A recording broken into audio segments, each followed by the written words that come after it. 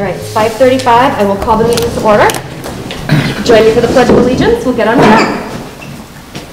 I pledge allegiance to the flag of the United States of America and to the republic for which it stands, one nation, under God, indivisible, with liberty and justice for all. Okay, our first appointment is Miss Mercier at 5:35. We are right on time. Perfect. Lynn. And I'm going to actually have Kathy also speak with me because she's actually the one that pushed this first. Sure. And has a lot of information also. Well, before you start, Sam, can you hear them? Or do you need a microphone? Want me to talk louder? I can give you my microphone. Do you want to talk louder? No, we got to hear you. You're the boss.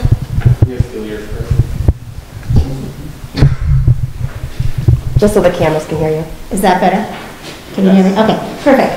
So Kathy went to her annual, one of her conference, and at the conference, you know, you go around to the vendors and that, and so they were a couple vendors there that have the electronic voting that many communities now are taking for town meetings.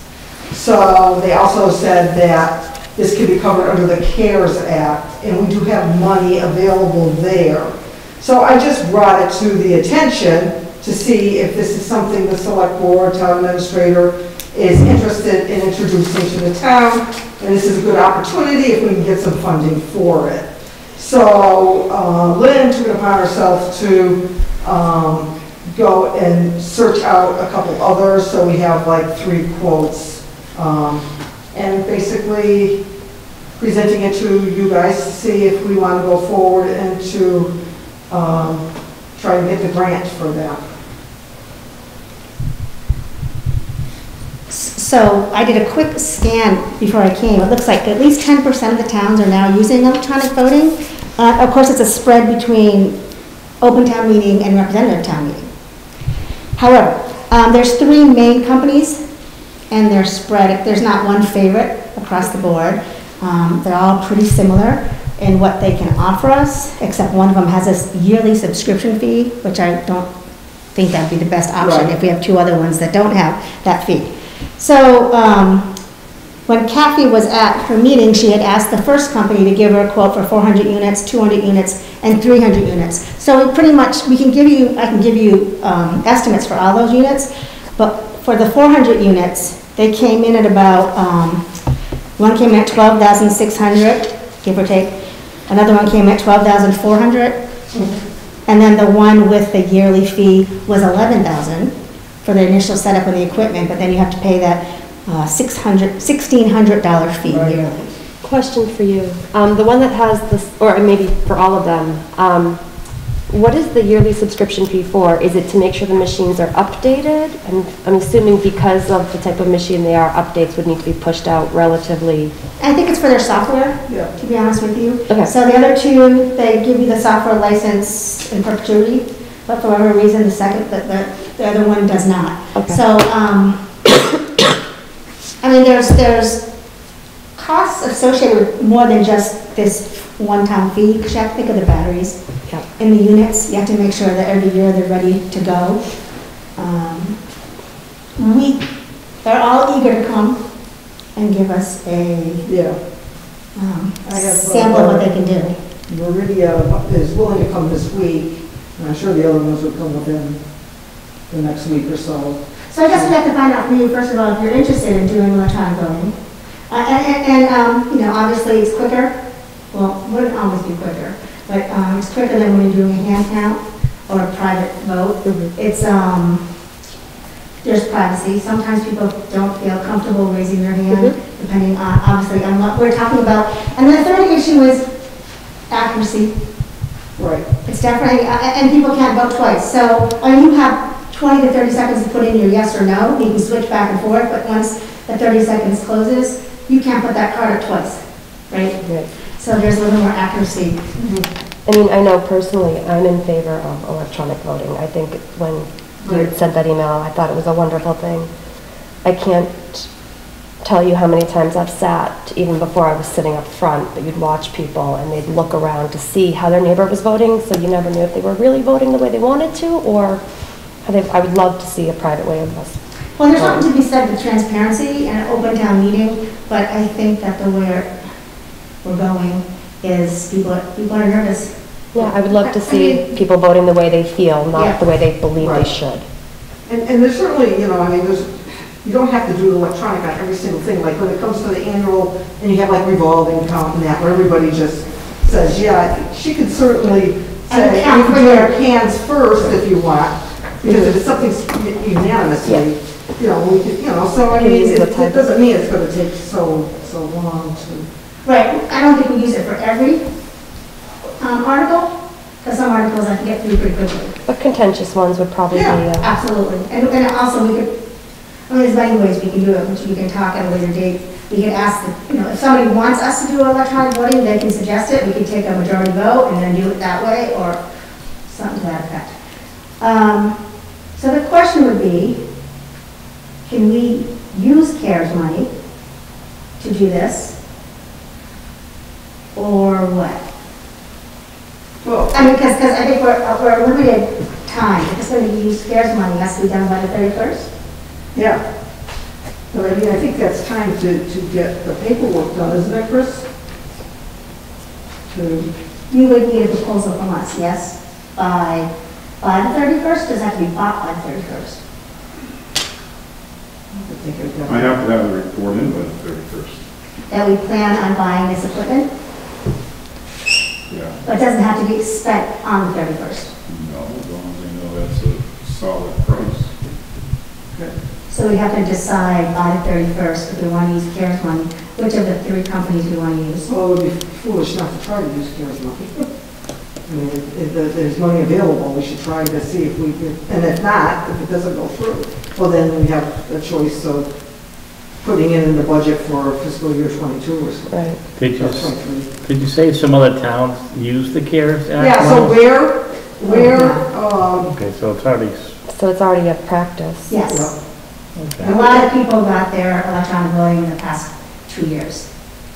yeah. Have you So know, it's been around since about 2012. There's been towns, I think Brookline, in the east part of Massachusetts that have been using this for a long time.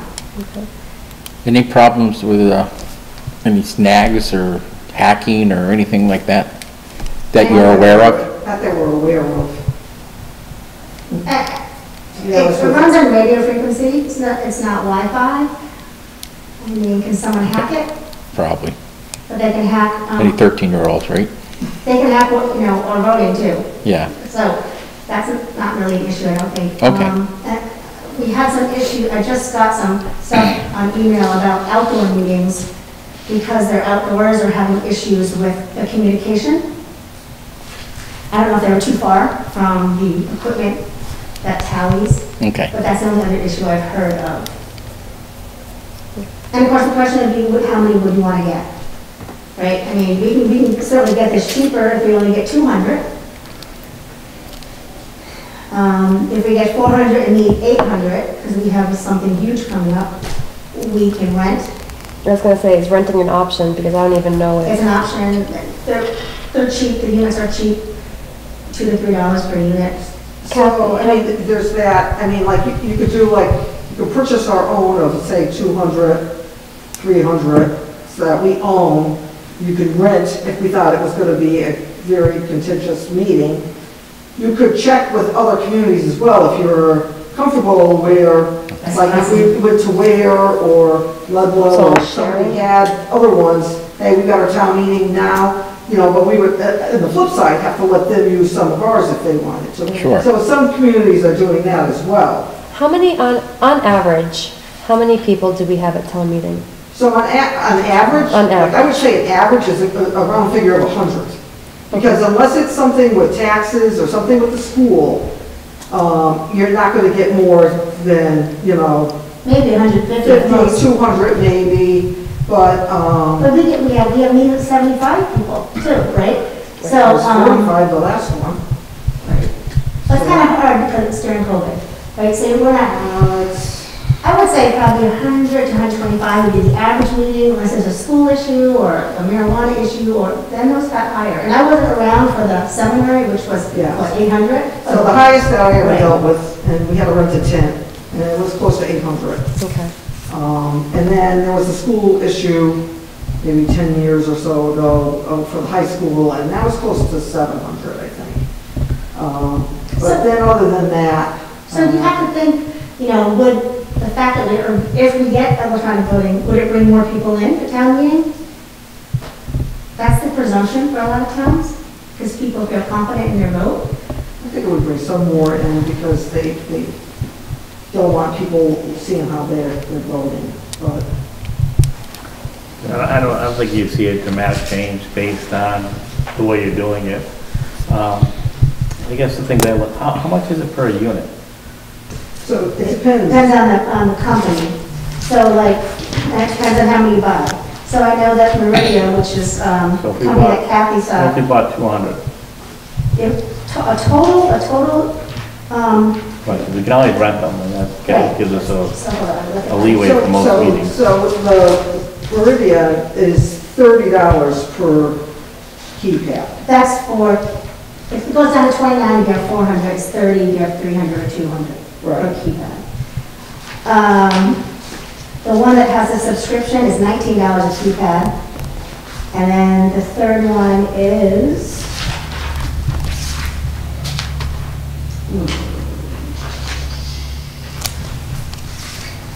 he didn't break it down per keypad, he just, 200 keypads would be $65.56. They're all about the same for the 200. So that's 200 keypads, a base station, a nylon case with handles to hold 50 keypads, and then a 60-month enrollment, like tech support if you want it, and then a discount. If you purchase by December 13th. So the Meridian, they're going to come down if people are interested. If anybody wants, I can have them come here, you know, and they can do a demonstration or my office or whatever. I know you all can't maybe make it during the day if you're working, but maybe Chris, Jen, Lynn, myself can see, you know, see how the demo works and see if that we want to go forward. Yeah, I'd be interested in seeing how it works. So I mean, I can tell them they're working kind of close by and they're willing to come down maybe Wednesday or Thursday. I don't know if like maybe you're available, you know, so we don't have to call it as a meeting. Unless all you want to go, then we'll have to just do it as a meeting. Well, the other option for the people who can't show up would be to go on YouTube and watch town meetings that have it, and you don't see it in action. I mean, there's a couple different ways you can do it. You can put the question up on the screen, when it's time to vote, give them 30 seconds, and you see it, the vote populating as people. So you can watch it, which is not. I think that's so cool. It is cool, but usually smaller towns don't get that screen, from what I understand, but that is an option. That just means someone else would have to monitor the screen, so when we have amendments. The article on the screen that's been amended, has to be changed, so people know what they're voting for. Well, then with the screen, let me know, and with the screen, I can find people who can help me need it. Okay. Sorry, I didn't understand what you said. If you need help with the screen, let me know. I can try to see who else was out there, blowing the line. Yeah. Okay. So what are you guys recommending? 200, 400? Well, originally I thought 400, but then when it was kind of brought to my attention, you have all these batteries, so if you're not using them, so then I don't know if maybe we should kind of go in the middle of like 300. Do we know what the batteries cost? Are they specific batteries? I'm guessing they're not like AA's. I think they're button batteries. Oh. Maybe 40 cents a battery if you buy it in bulk. Yeah. Oh, that's okay. So they're not the expensive like No, No, they're, the cheap little button watch batteries. right, Did you say they're like $2 or $3 to rent? Or did I not hear that? right? Depends on the company. yeah. One company was like $10 a thing. To rent? I thought so. Hold on.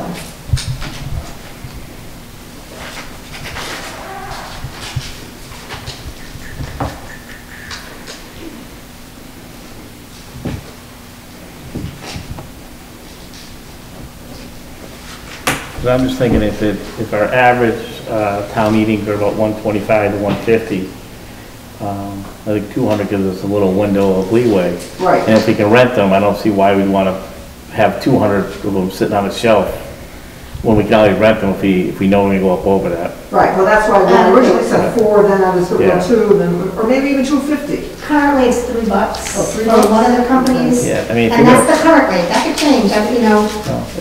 It could, even if you went up to $5, it'd Another take company's us, $4, it- and the third company. I paying believe, $30 is- for them would take us to have to rent those 6 times to make up the cost. You okay? The only thing I wonder about that is, we'd have to rent them ahead of time, and what happens, and I'm not saying go with 400 or 500, but what if You got a big we turnout? have a big turnout on a night that we didn't expect it? We need to have those machines, or we Well, can't use and- them. You don't have to, so but something- When you go back to paper, People still, We yeah. just, right, yeah. we wouldn't Right. be using them, which Right. means that defeats the purpose of purchasing them. But if the average Or has you been, probably do half and half, maybe, I don't, we have to figure that out, I don't know, I just talk with people who do this, but maybe the people who come first get them, and then the people use paper, so there'd be a double thing, two ways to go at that meeting. I mean, normally we kind of know what kind of crowd we're gonna Right. get with what is being presented. I mean, an annual town meeting, you're not gonna get more than 300, that would be an extreme. It's when there's those certain, Special town meetings. And we know those are always, so that would give us the time to rent. And I'm Yeah. just thinking 250. yeah, maybe just in between what we were, you know. I think 250 is really, is plenty.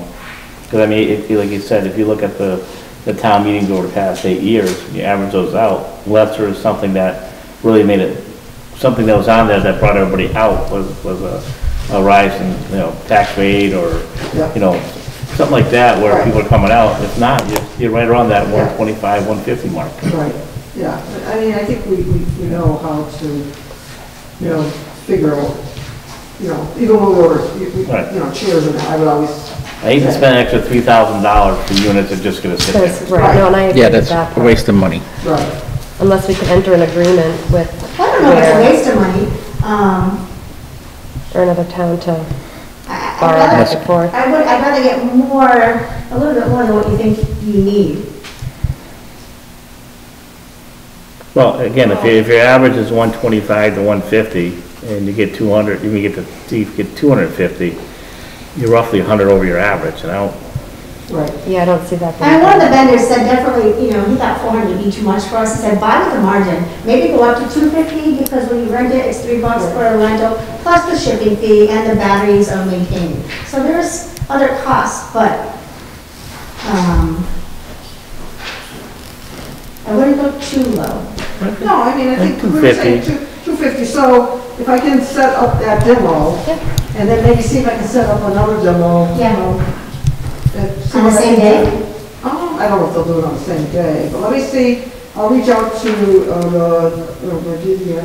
Maria. Yeah, Okay. and, because No, you may get people who don't want to use it because they don't, not to say, but they may not trust it. Just how some people can, some people feel that way, so. Well, so we do at the beginning of the meeting, we show them how it works, and they can see how they voted and it worked. yeah, they can do it. I mean, 'cause honestly, when I went to the auto, mark and then the image cast, voting equipment, people thought the same with that too, and then anytime I had a recount, it came out pretty much to, if not perfect, pretty close, so. I'm just saying, some people may feel more at ease just using a card to say me, or, you know, or not me voting for something versus using the pad.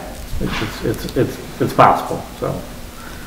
And I think that's why we need to be, you have to be flexible with that, because you have to give them the opportunity to vote, and you can't just say, well, unless you take the pad, you can't vote, because that's not gonna be the way to do it. So I think we have to have the option to give them. Well, I mean, once we decide though, if we decide an article's gonna be voted electronically, you shouldn't go back and forth. Stick with electronic for that one article. But then we should have, if we're gonna be consistent, then we're consistent throughout, regardless of the article. It's electronic. I think we'd be consistent throughout instead of saying, okay, this article, we're gonna go both ways. This one's just electronically. I don't, We can certainly do that, I think we need to be but consistent if we decide to go one way or the other. part of the reason switching to electronic is to do the ones that need hand counting faster, to speed up town meeting. So, I get that, but to say, no, we're not gonna use it on this, but we use it on this, well, I don't feel comfortable using it. Well, that's, I just think if we're saying this is the way it needs to be, then that's the way we're gonna go with it versus, like I said, you may have some people that come in here that don't wanna use a tablet because they just don't feel comfortable using it. And you're gonna tell them, well, no, you can't use the hand ballot. However, we're gonna say, well, we may use the hand ballot in another situation. I don't think it's right. Either So you're saying, thinking, like, if you, I mean to interrupt. You're gonna go all in, you're gonna go all in. Or all out. What's I mean? So if Either we're all gonna in do or one all electronic, in. we're gonna do electronic for all articles. And the only reason I wouldn't go electronic at one point is if, you know what, we only have 300 units and 350 people show up. That's something understandable. But besides that, we should be consistent throughout the meeting. Not go back and forth on whether or not I you can can use agree with it. the consistency piece. If we're gonna have it, let's use it. Even if you got an easy one, like you were saying, it should still be push the button. Even if what? Even if you have an easy article to go through, you know. It'll just take longer for some of the easier articles. Yeah, you should just be able to push the button no matter what. Right. I mean, I I don't have an guess, issue with that.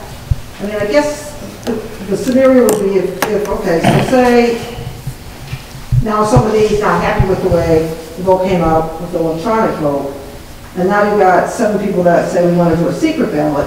Well, then I guess you go back to the old-fashioned way, and I always have those yes/no things, and we have to do it that way. No, Or because what other towns say is, well, you just did a secret ballot. Well, you just Right. put in there a Okay. secret. That is a But if secret someone ballot. wants a recount, Then you would I just, want a recount, we can Do a give hand? them paper if they feel more secure with paper at that well, that's what I point. was saying, if that's what they wanted to do, you mean by hand count that way. Right, as opposed to a secret ballot, getting those other machines ready and Okay, having them go up one by one. Because you just did a secret Right. ballot using the pin pad. okay.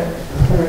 I think where it comes, well, some things will come into play is where you have a vote, say the vote's 85 for it, 15 against it, or someone says, well, I want to recount or something like that, and they do it, can someone change their mind? Yes, Okay, just so like then, you can. right, so then people are gonna, now you have 75 versus 25, well, what just happened? Is that, was it accurate the first time? So I think, explain to people that, hey, think people can change their mind, which would change the number.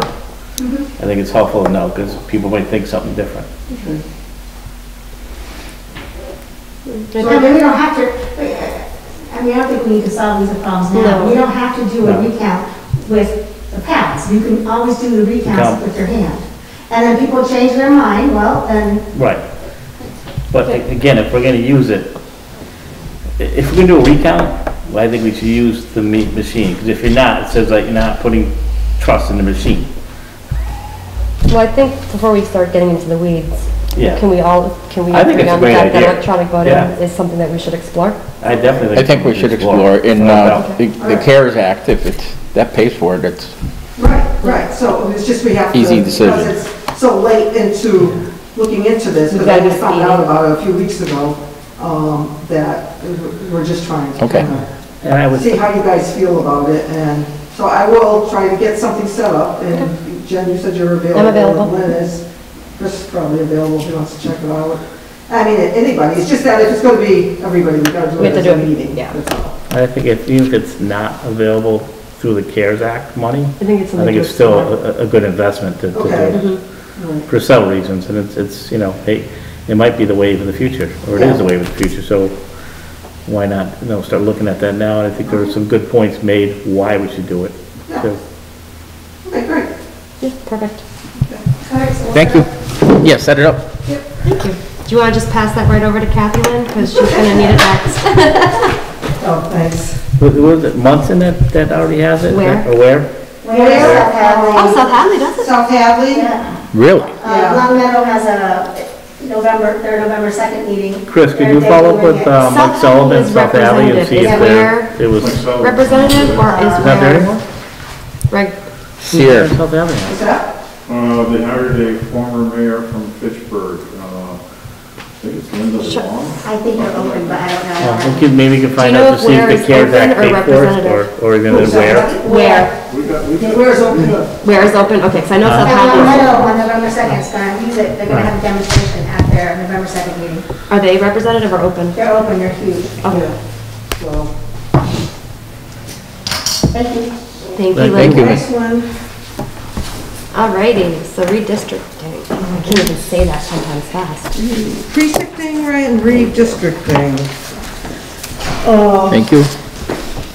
So, it's kind of just like a, do this. I like this font, Did by you the way. look, did you look at the map that I gave?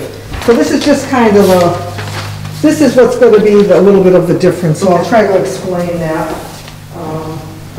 to you guys. So, basically, Granby, so we're doing the re-precincting right now. So every federal census, every 10 years, you know, they get a population count, and if you get to over a certain amount, then you have a possibility of going into another precinct. So in 2010, that's what happened. We were on the bubble when we became 2 precincts. But what happened was when they did the redistricting, the legislators gave us 2 different reps. And so that gives me 2 different ballot styles I have to deal with to keep them separate because there's 2 different reps on the ballots. So I've been going back and forth with Dan Carey and Indy Dome, and they did get back to me and said they're staying as us having 2 reps. So it only makes sense to stay, obviously, as 2 precincts, just to make it easier for the voters, since they've been doing it for 10 years like this, and the election workers. So basically, Granby's population in 2010 was recorded at 6,240. And it decreased in 2020 to 6,110, about 130 residents. I contribute that mostly to the houses that were sold over by Westover and then demolished. There was a lot of residents that are now gone. So what happened was it made precinct 2 lower with population. And you have to be within a 5% minimum or maximum for the total counts for the precincts. So when you're looking at that little map, it'll have what the count is. So by changing the precinct, if you look, to make it more even into that percentage range, precinct 2 will have to take on a little bit of Crescent Street and West Street to make up those residents that were lost in precinct 2. So that would make the account for precinct 1, 3,150, and the count for precinct 2, 2,960. And so that falls within that percentage range so that the precincts are considered even. So basically what the select board has to do is to agree with this, or if you don't agree, then you have to figure out how you want to change the precinct. But precincts are changed by blocks. And the smallest block was that section. I originally thought, oh, why don't we make all Pleasant Street that? That would make sense to me, but then it would have to go all the way up to Cold Hill, and it would be a larger block. And then it would bring more people. So after talking to John Barr and the census from elections, this is what we came up with. But ultimately, the board has to determine if you're okay with that re-precincting.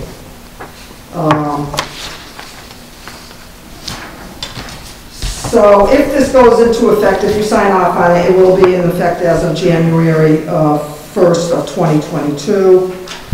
And the last paper is just, it's basically the same legal boundary description as the board signed off in 2010, with the exception where I highlighted, that would be the change of the re-precincting. So I don't know if you have any questions, if you're okay with how it's going to work.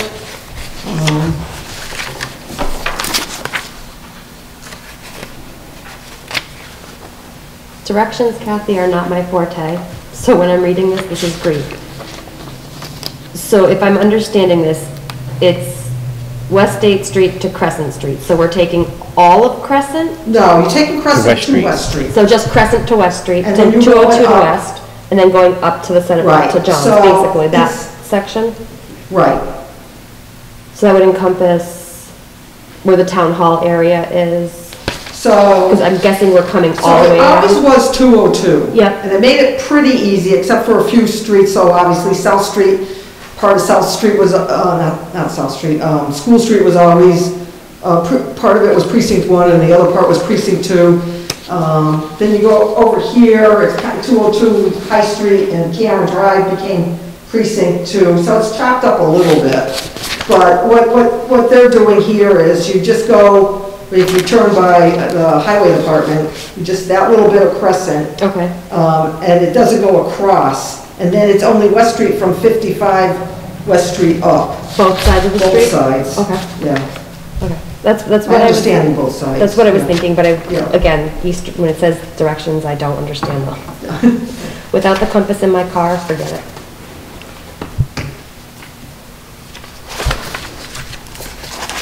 So I would notify all those voters, those families, that starting January of 2022, they would be precinct 2 instead of precinct 1.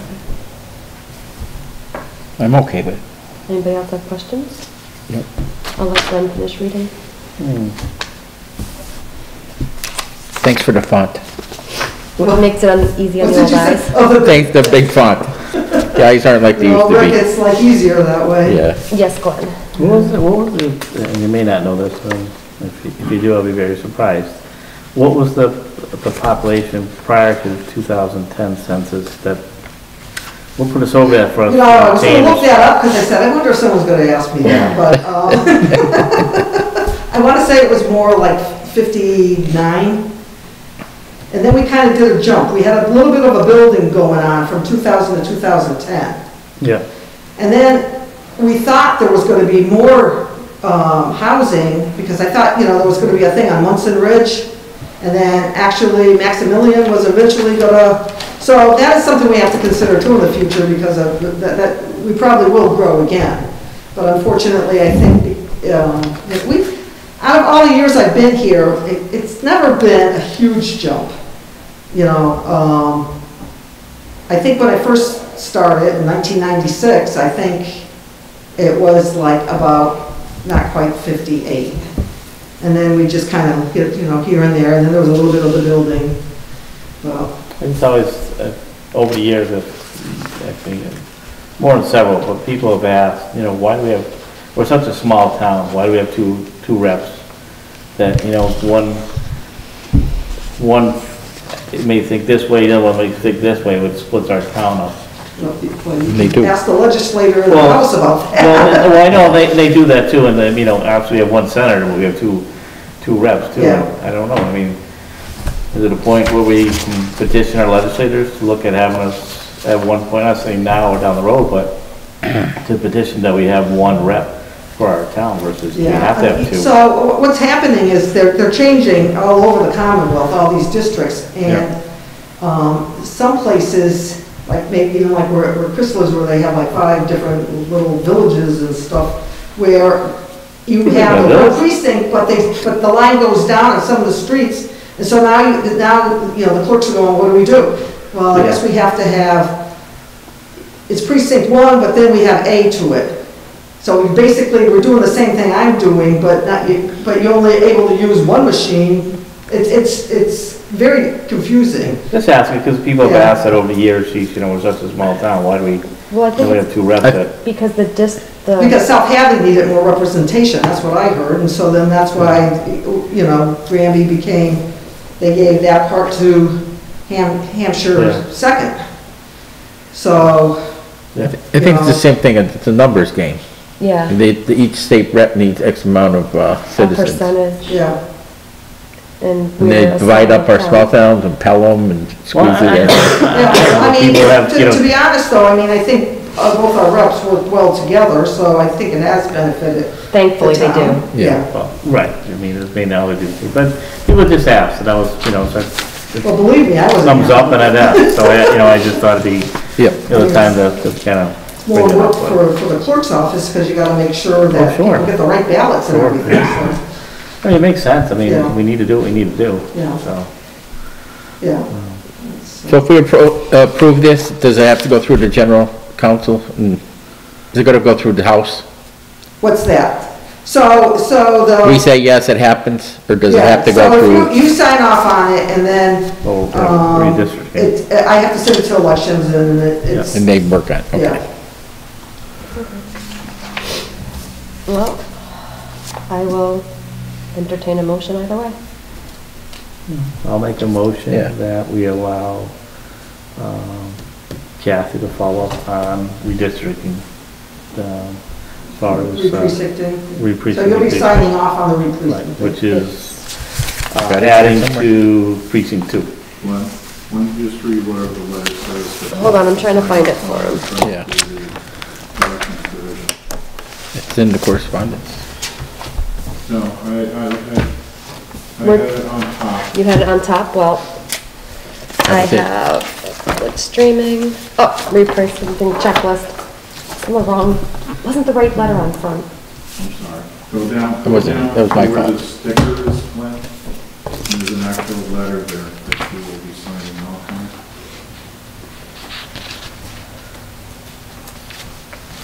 You can take the paper clip off.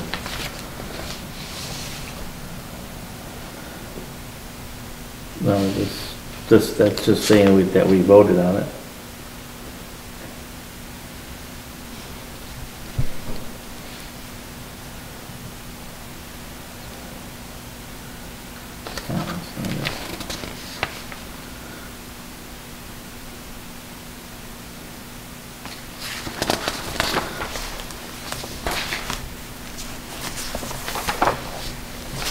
I don't see it. Am I missing something? All I see is, this is just for us to, that's to see to what the board just did, or is looking to do. And basically, the board is agreeing. Voted to proposed accept as redistricting presented. as So I would just presented. move to accept as presented by Kathy Kelly Regan, the 2020 re-presenting plan. How I would word it. But you always corrected me, so probably not right.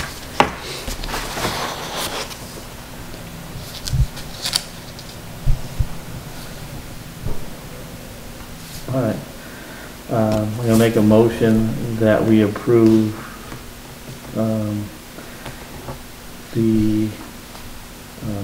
I guess it's a draft this time, for the legal boundaries, for changing or re-prexing the plan for the town of Granby by Kelly Reagan, by Kathy Kelly Reagan for 2020. Is there a second? I'll second that. Is there any further discussion? Hearing none, all in favor? Aye. I think I was going down the other route, which I think that made more sense to me. This is just a letter of approval. Just saying we voted on it. Yeah.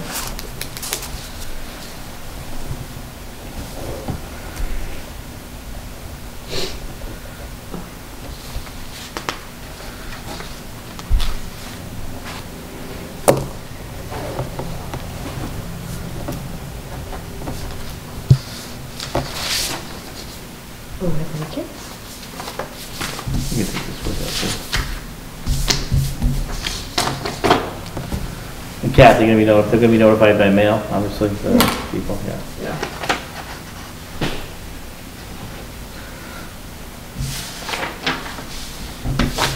Right now, okay. That'll, we can keep going. Probably put that with that too. When I Actually get shows the it final was, decision from elections, then I'll notify the residents when it's actually Okay. finalized, so right. probably won't be till like the, not the end of December.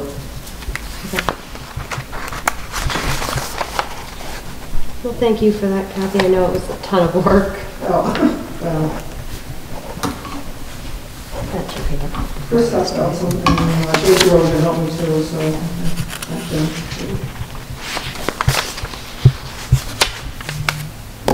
All right. Was there anything else you had for us, Kathy? No, I think that's it. Chris, did you have an app when you take that? Is that? It's a match.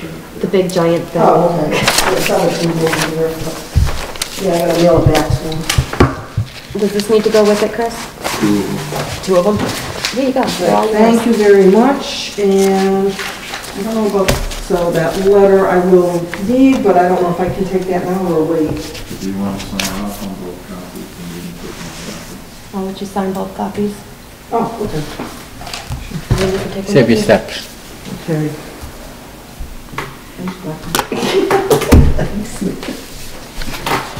Doesn't like my pink pen. Usually it's purple.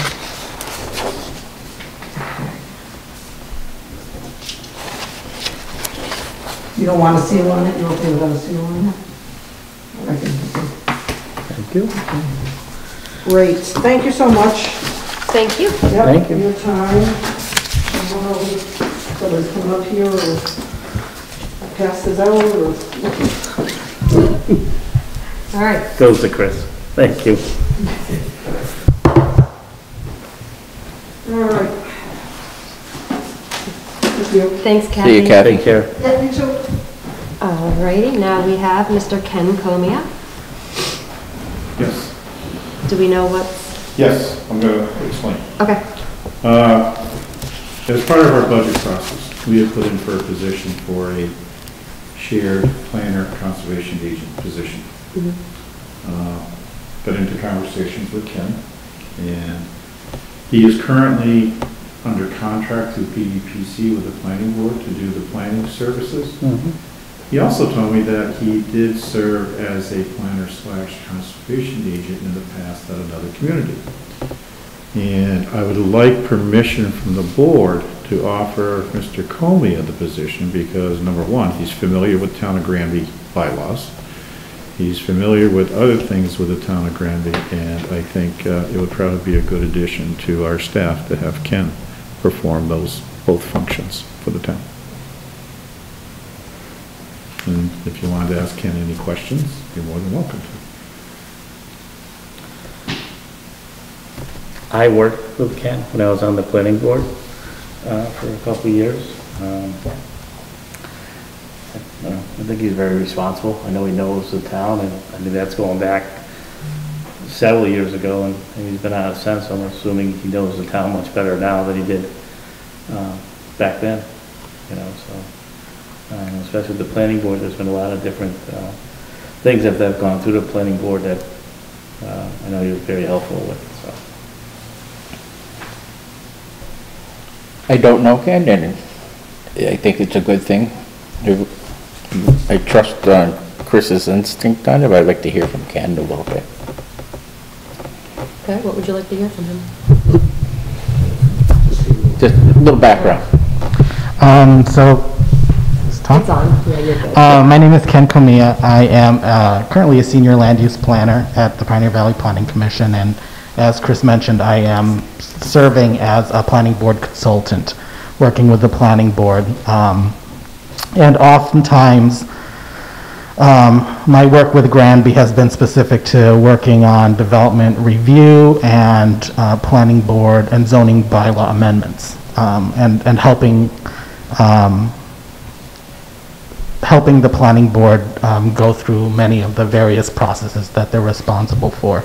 With regards to my experiences, I've been with the Planning Commission since February of 2019. Prior to that, I was serving as the town planner conservation agent for the town of Southbridge. That's in South Worcester County. It's a population of about 17,000. And I was the town planner conservation agent. I was their first town planner conservation agent back from 2017 till February of 2019 when I moved out this way. Prior to that, I was a municipal planner, worked in county government and city planning in Central Florida. I lived over there for about 3.5 years and worked there. I have a master's degree in urban planning from Hunter College and City University of New York. But I've been working in planning, in municipal planning for a while now. And so, you know, an opportunity to help the town with regards to planning and conservation services would be something that could be great. Especially with the consistency and the coordination that oftentimes you have to go through when you're permitting projects, and, you know, understanding what these two very important land use boards have to do with the responsibilities that they have. I'm a certified planner, so I've gotten my certification back in 2018. So if anything, that just means that there are a set of guidelines and ethics that, you know, I abide by and get my certification managed over time. What else? But yeah, I think with regards to the services that I can provide the town,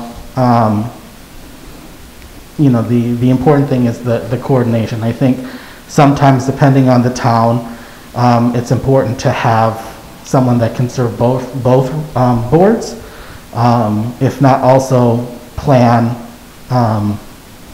to help the administrator and the select board with either grant opportunities, specifically when a land use planning grant may come around. I've shared with the planning board, there are certain things that I'd like the planning board to look at, and that's specifically to look at a revamp of the zoning bylaw, specifically, among ensuring that the master plan is up to date and going through those very important processes just to keep the planning documents up to date. And I think it's also helpful that we're now in 2020 and we've had a census, and to understand, you know, where the town is with regards to future development and conservation needs. But I think that's quite a bit. Thank you. Thank you. Thank you. Chris, has that position been posted? No. Okay. I don't have any concerns with this. My only concern is that we may face backlash for not posting it.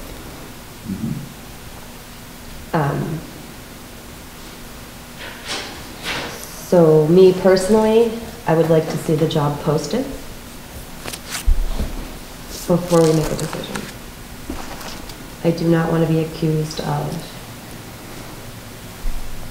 anything. But that is me, so I have two other members. Yeah, you make a point, yeah, and it's, I mean, obviously he's Well more than qualified, qualified for it. It's something that we should put out there. Doesn't mean you're gonna put it in the New York Times or anything like that, but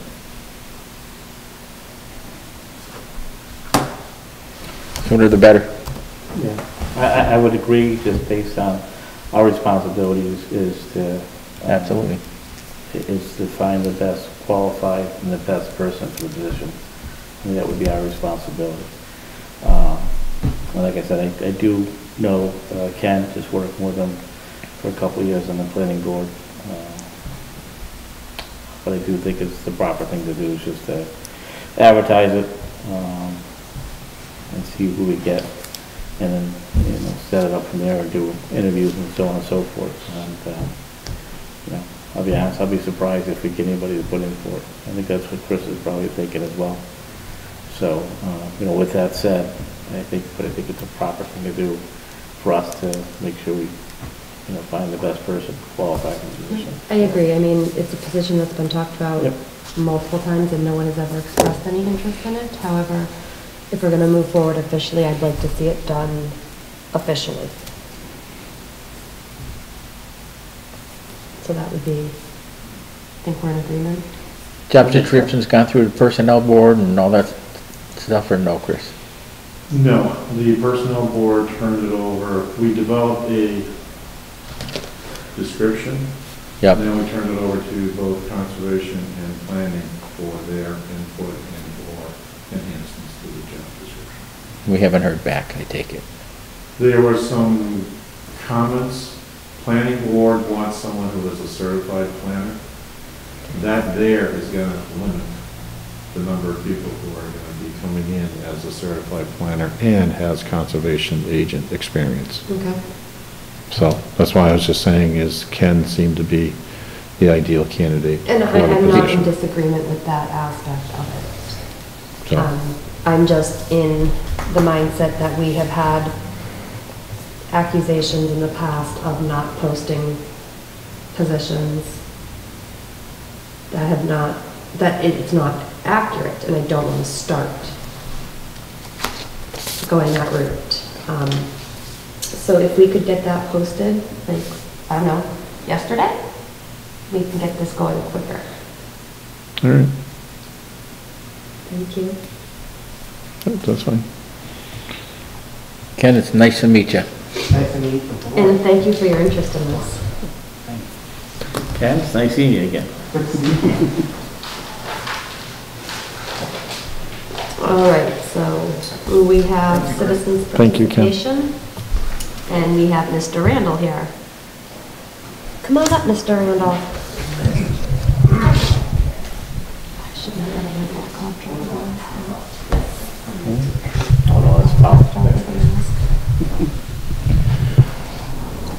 Let's see.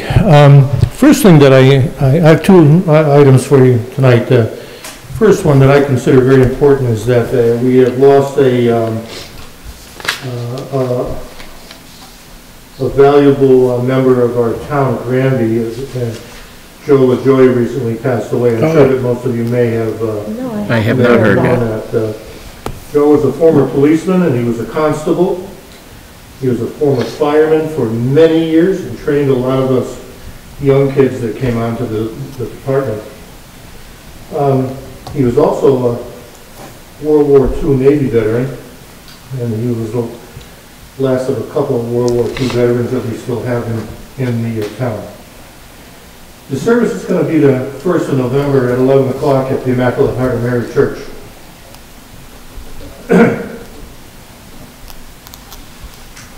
That takes care of that. Second thing that I have, excuse me, is, Jen, I'd like to speak to a comment that you made at the last select board meeting, if I may. As you know, I submitted a letter of intent to one who continue to serve the town of Granby and also to serve on the fire chief selection recommendation committee, that you were uncomfortable with a person that had served on a previous committee. Well, I certainly respect your comment. I'd like to make a couple of comments, if I may. Is that I feel I bring a lot of experience to the committee as a 34-year member of the fire department and taking umpteen classes to learn my craft. Also bring 21 and a half years of military leadership, which I think would be invaluable in a search. As I review the members of the proposal committee that were presented at the last meeting, with the exception of Chief Spanknable and myself, the committee is light on experience and leadership.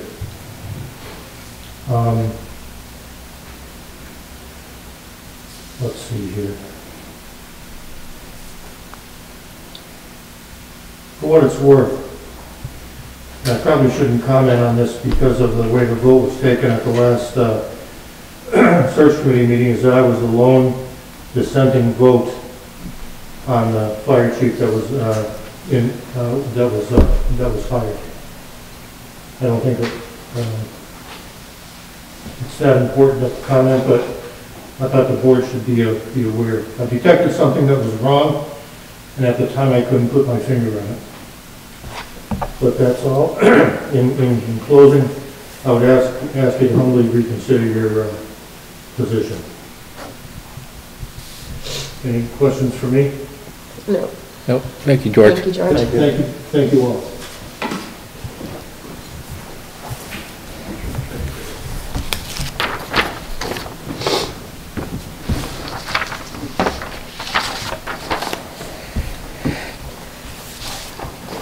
Word of advice, never put a menthol cough drop in your mouth with a face mask on. All right. Mr. Martin, what do you have for us under Town Administrator? All right, Couple items. I want to be able to appoint a new member to the Capital Improvement Committee. Charles Mayhew of 326 Bachelor Street. I did get him to agree to serve on the committee. We have some committee members who really would like to get off. They've served on it for such a long time that they want to hand the reins over to someone else, and I think Joe would be a very good addition to the committee. I'd like to make his appointment through June 30th of 2022. You say Joe or Charlie? His real name is Charles Mayhew, but he goes by Joe. Okay. All right, but we need to appoint Charles. Yes.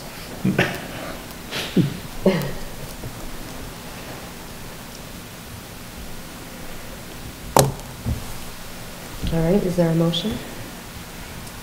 I'll make a motion that we appoint Charles to the Capital Improvement Committee. Is there a second? Oh, no, through 6/30/20. Oh, yeah, sorry, through 6/30/2022. Yeah. We're already in 2021, sorry, about the wrong date. Trying to throw me Is off. there a second? I'll second it with the Discussion. discussion with it is, we're appointing Charles Mayhew. Not Charles, but Charles Mayhew. Oh, I thought you said Mayhew. He just said Charles. Oh. Oh, I thought I said me. Oh, If he did, I didn't hear it. But anyways, sorry. I have a question. How many do we currently have serving on that committee? I have 5, but one said he'd rather really not serve. Mm-hmm. So he'll resign very quickly once I let him know that we do have a replacement for him. So is that 5 with Mr. Mayhew? It will be if the other person resigns, as he had indicated to me. Okay, what does that committee usually have on there? that was my 5. next question. 5. 5, okay. It's important to have 5 if there's, needs to be a vote taken, and Mhm. it comes down to 2-2, then reason for the odd number. Yes. All right. Is there any further discussion? No. All in favor? Aye. I wasn't done with the discussion. Oh. Sorry. Well, it's just a concern that I have, because I don't think we should have a committee that has an even number of people on it, because it could create that problem. Where- If we're getting one resigning. But the other person's looking to step down, which would give us 4, correct? No. No, This will 5 give with us Mr. 5. Mayhew.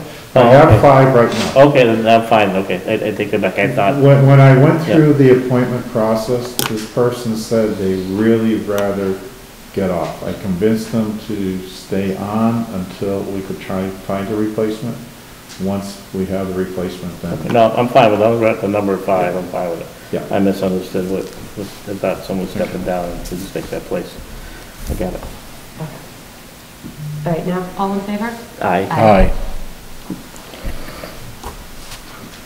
Okay. Okay. Then we just have a couple pieces of correspondence. One, we have a letter from the Friends of Granby Elderly. They'd like to create a memorial flag garden for the people, in memory of the people who passed from COVID-19. And they wanted to put it in a prominent place, and they're trying to think of a place to put it.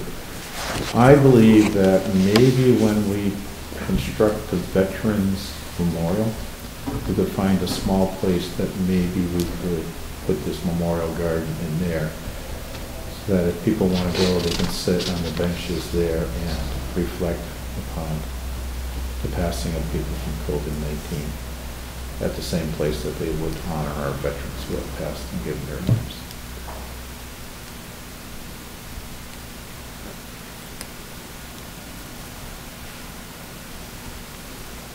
Makes sense to me. Two separate apart you're talking about, not just one. I'm not gonna put it right next to it, but it'll be Yeah. in the same vicinity. Yeah. Maybe over by the gazebo, maybe, somewhere's on the grounds close by. And see, I was thinking the opposite. I was thinking we should have it as 2 complete separate I was thinking for the Okay. Memorial Garden, we have space at Dufresne.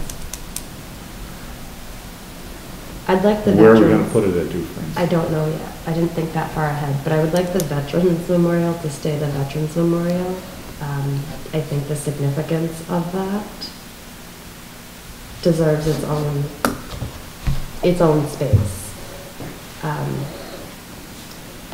We have, could we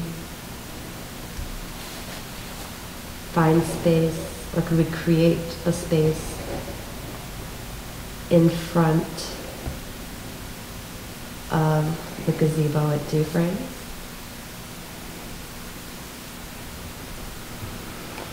I mean, I guess the question is, how big of a garden is it going to be?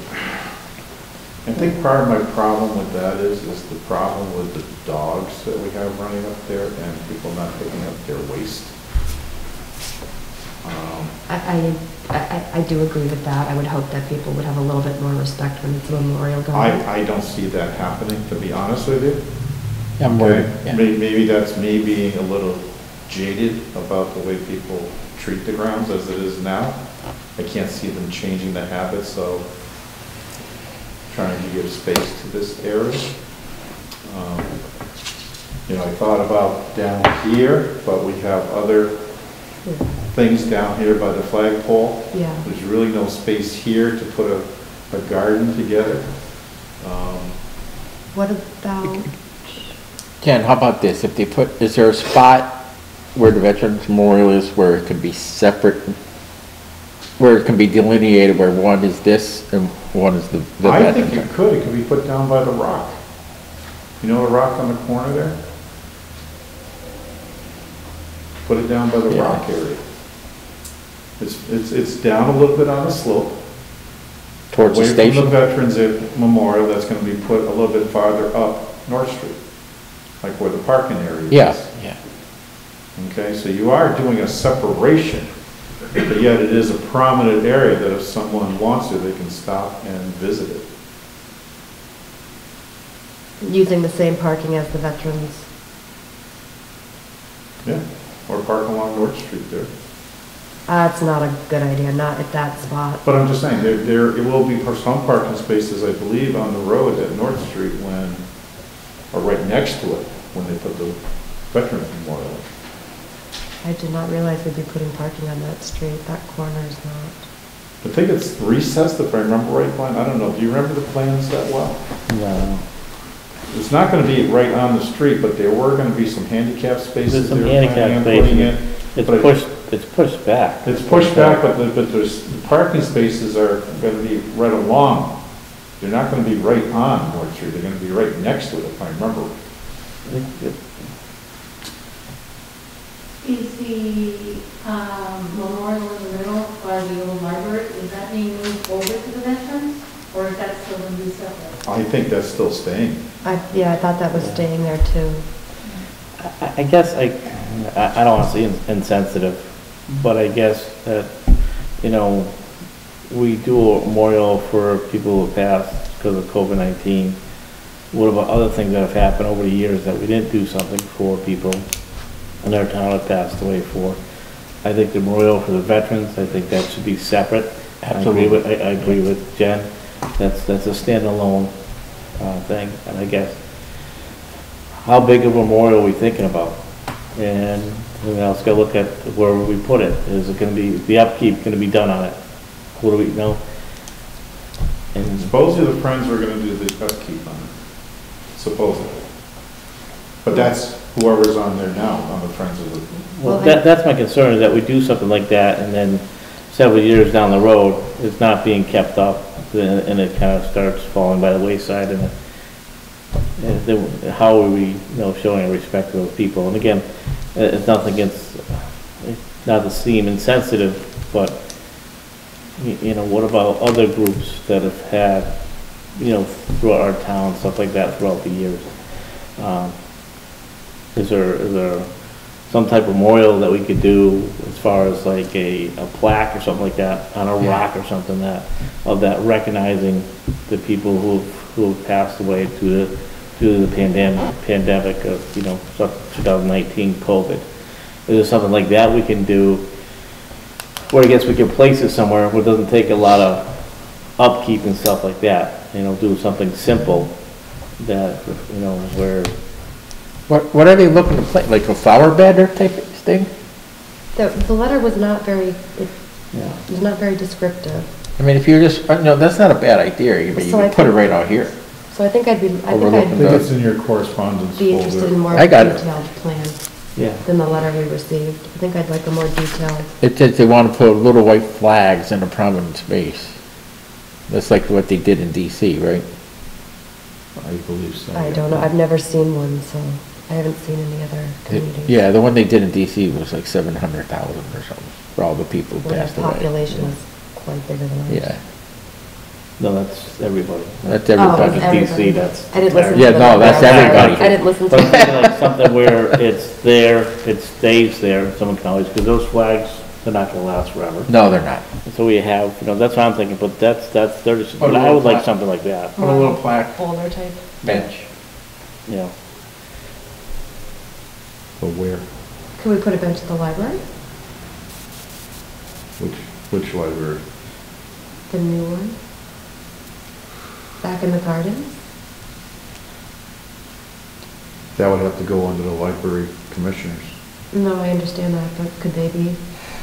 What I do we mean, got? it's not a prominent place, it's only prominent if you're visiting the library.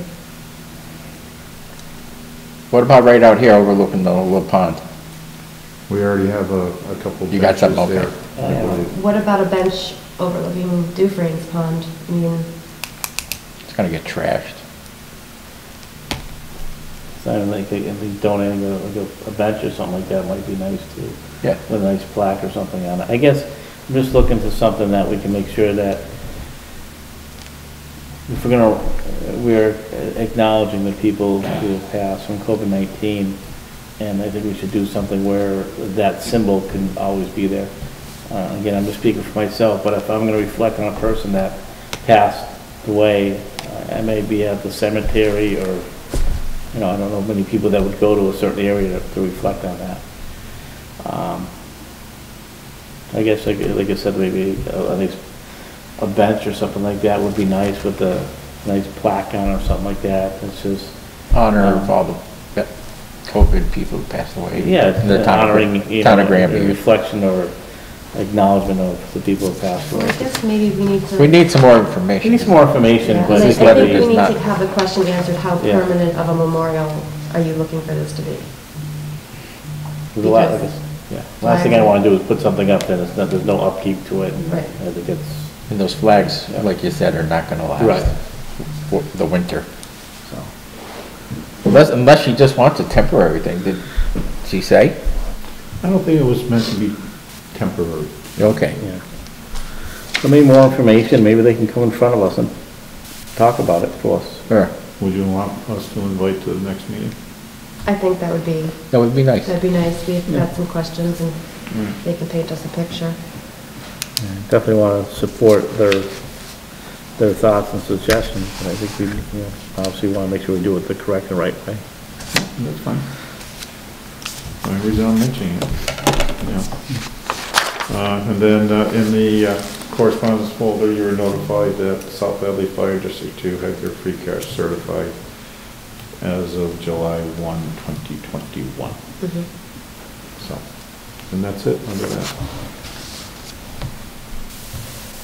I was looking for the letter about the person who complained about the plane noises.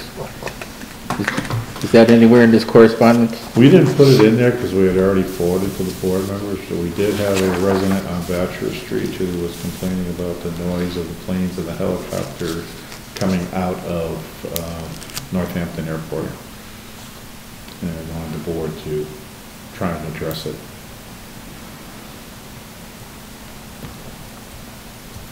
I'm not sure what. I don't know if where- you can, Can't. Yeah, because I don't know if they, with us being so close to Westover, if there are certain flight patterns that they have to follow Right. to stay out of the federal airspace. Right, and I don't see, I mean, they have the right to fly places. You know, if you live by an airport, you still have the right to fly. You have planes that fly over your house You know, and I mean, I guess if you want to, we can, in respect to the resident who brought it forward, we can always just run it by town council, but I'd be very hard to believe that there's anything that we can possibly do in regards to that. Like I said, that's more of the FAA, and they have the right to fly where they fly. And that's, they would set where they cannot fly, not us. Mhm. And it's a Yeah, it federal needs agency. Yeah. You know, I was wondering if it was something to do with the crew that, or the civil crew that's working all over here? If they were flying in equipment for the wires? Well, I know that there Could be. was, that Could be. Eversource was doing some work on their lines, and it was gonna be done with helicopters, but they never mentioned anything about planes, okay? I think we have put that on our website when we received that notification. Because when I get those, we try and get them out on the webpage, so people will be able to notice them. Yeah. A lot of your high-tension wires are done from people on helicopters. Yeah, Yeah. you didn't leave much, information on that letter. But the work that's being done, a lot of the work is being done from the ground. Ground, yeah, I saw Right putting now the it's from roads the right in ground. there, With yeah. Michaels and Supreme Industries, and they just lay down their railroad ties, and then they just Drive go right right up, along, replacing the existing high-tension structures with new structures. Because I've been following them as I come in, I see them going across 63 and down 63 with that whole line. The only helicopters I've ever seen in Granby have been from Westover or the state police. Yeah, I have. Those are the only ones I've ever seen. That's why I wanted more That's they're information. not out there, but I've never seen them. Like I said, I think that's FAA, that's not us. Yeah, I don't think we have anything that we can do about it. But like I said, if you just want to run it by town council, we'll double check and say, you know, we did follow up on it, but there's nothing we can do as a town. Gosh, we did.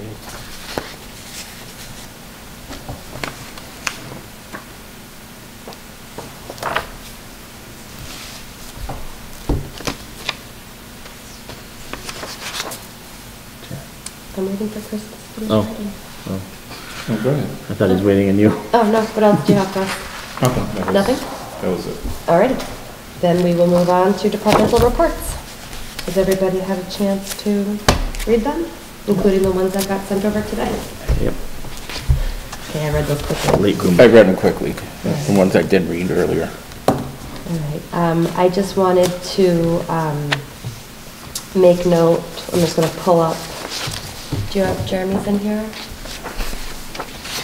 Yeah, it's there somewhere. Go ahead. Just that I'm not reading it off of my, here we have it. Yeah. Just that I'm not reading it off of my phone. I just wanted to reference Jeremy's department report as it pertained with a public comment from our last meeting.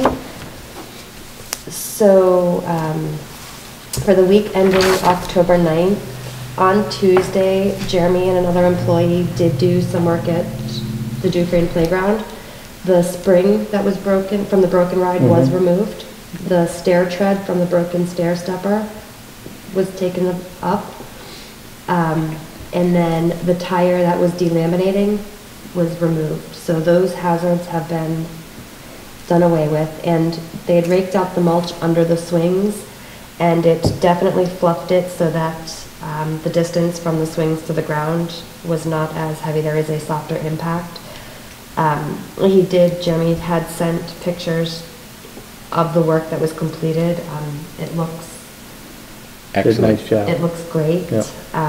He also had emailed the company that had been suggested for the playground inspection, and he's received some pricing back, so we'll be looking at that shortly. And then I just wanted to thank Jeremy and his crew for taking care of it so quickly. We had that discussion on a Monday. By Tuesday, he had made sure that the concerns were addressed and remedied. So I appreciate the quick response on his department's part. Yeah, I think that's a great point, Jen, because it Yeah. allowed us, or allow the town to continue and keep that playground open. Yes. Because that was part of our discussion, if it was unsafe to have it open.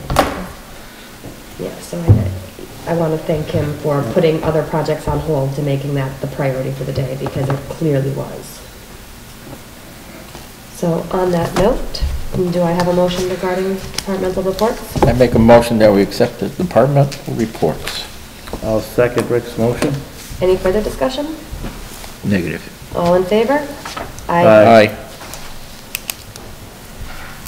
All right, maintenance warrants, Mr. Martin. You have 4 warrants in front of you. The first one is from fiscal year 2021, warrant number 80, dated June 30th, 2021, in the amount of $108,933.77. That is a bill paying warrant. That is the final warrant for fiscal year 2021. For fiscal year 2022, we have warrant number 23, dated October 8, 2021, in the amount of $203,462.96. That is a bill paying warrant. Warrant number 24, dated 10/15/2021, in the amount of $426,790.11. That is a payroll warrant. And warrant number 25, dated 10/15/2021, in the amount of $111,724.22, and that is the maintenance warrant that goes along with the payroll warrant.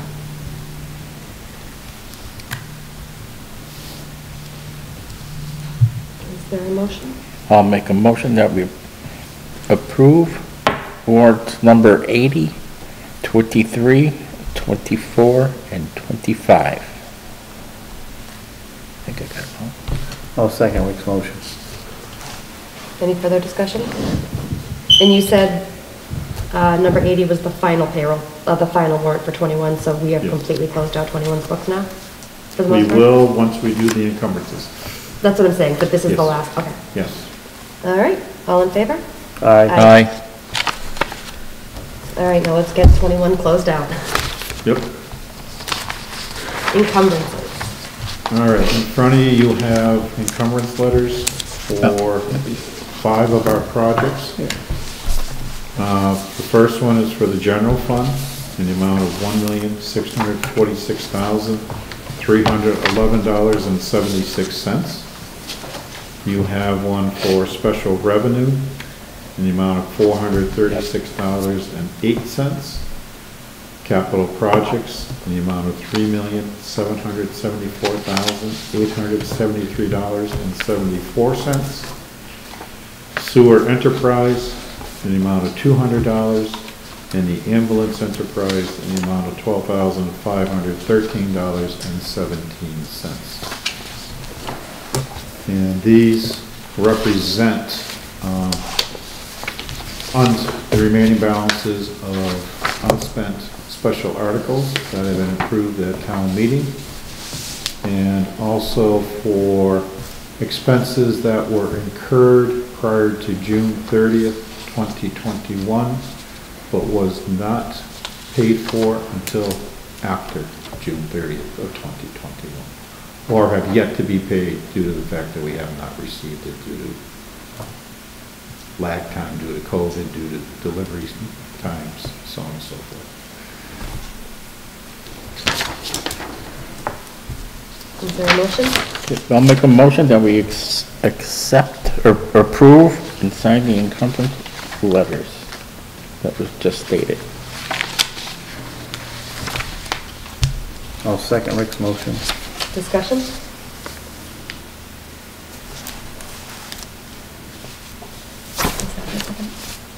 You got something? I just have a question.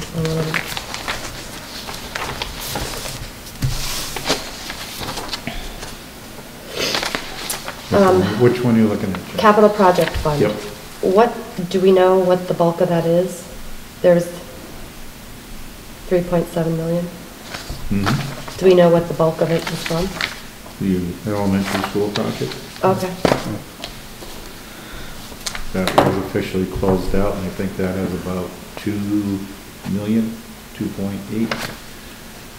Is there one on there for about 2? There's one for 3.007. That's it, Okay. Yeah. I just saw the larger number and I was yes. wondering what we had. Mm. Okay.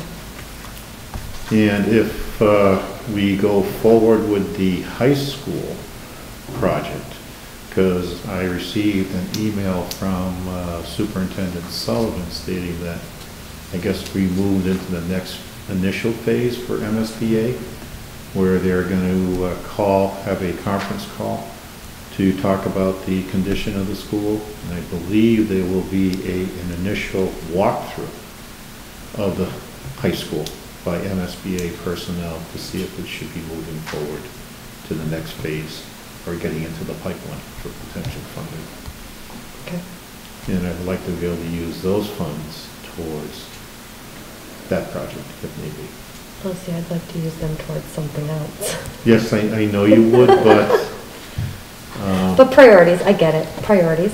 Yes. I got it, I understand. I don't always get my way. What kind of funds would that be? Pardon? What kind of funds would that be for? The high school? Yeah. That would be like we did for the elementary school, where you would get MSBA funding, state funding, Yeah. at probably starting around 62% of the project, and then the town would have to borrow the remaining. Well, it's the same thing for elementary. Same thing as we did the But elementary. the $3 million, that's not going anywhere then? Not right now. That's not going anywhere Okay. because we have not rescinded, we rescinded borrowing authority, but we have not rescinded spending authority, okay? And that way, I would just like to leave it there, because if we can use that to reduce any potential borrowing we would do for the high school, that would only benefit the The town and the residents. taxpayers. Okay. All right, well, did you second it? You did, I'm sorry. Is there any other discussion? No. All in favor? Aye. Aye.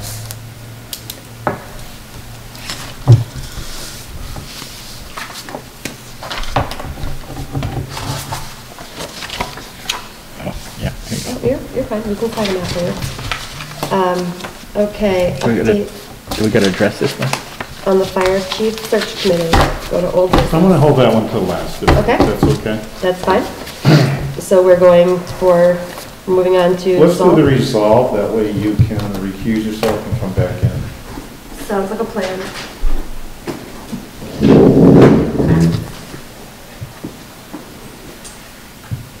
If you want, just text me when you're done.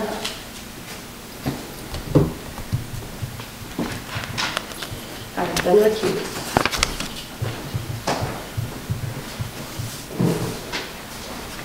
Okay, the board had asked me to forward the, Well, Chris, Yes. just make an announcement why she recused herself. Some people.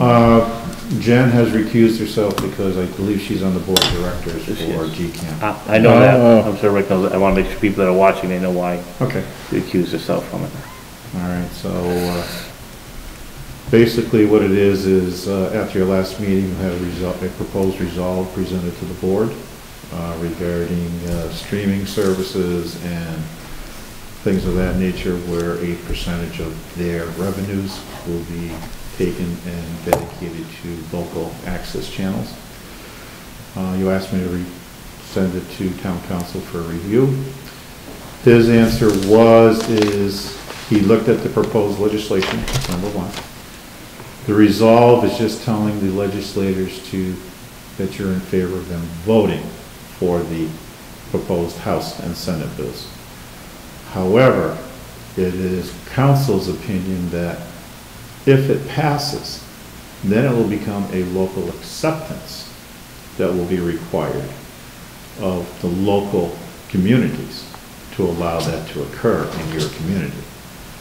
With the caveat that if you do that, then the cost of Netflix, the cost of Hulu, the cost of all these other streaming services will go up to the users, because they're not going to absorb losing revenue without increasing it to make up for those losses.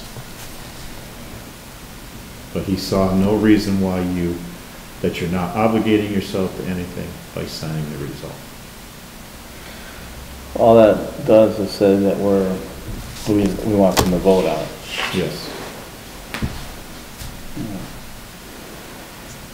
I guess I read it differently, that we were in favor of it.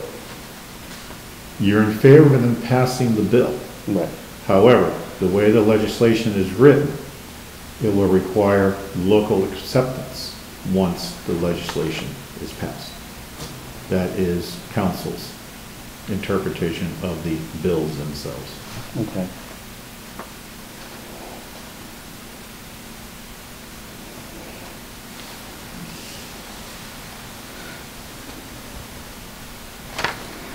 Thoughts, Rick? Doesn't mean they're gonna pass it. I mean, we can encourage that. I don't think once that last caveat gets out there, that they will increase all those fees and all those streaming services. I don't know if they'll ever pass it, something like that.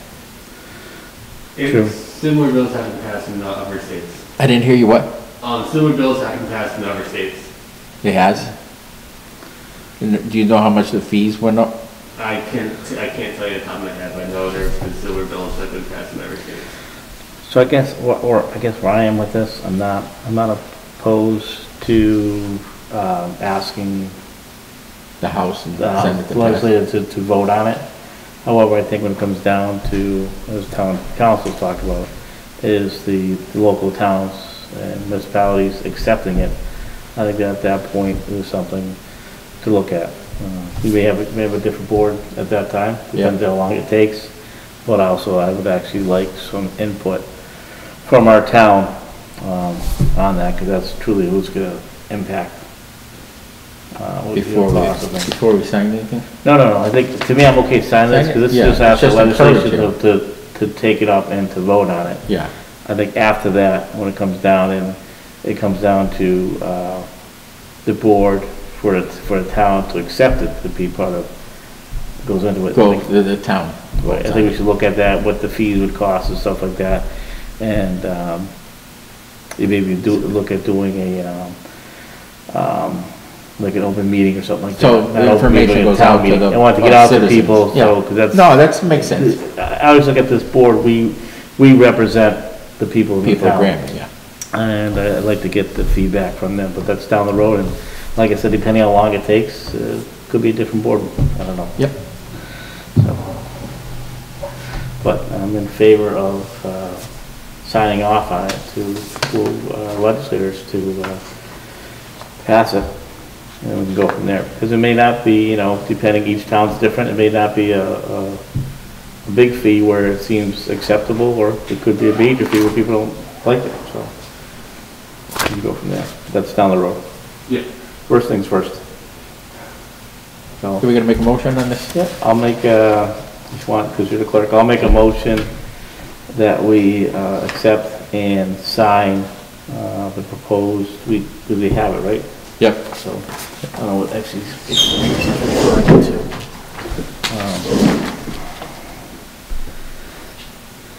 For the town of Granby, Massachusetts, and resolution to support the Massachusetts legislature relative to streaming entertainment operators' use of public rights of way.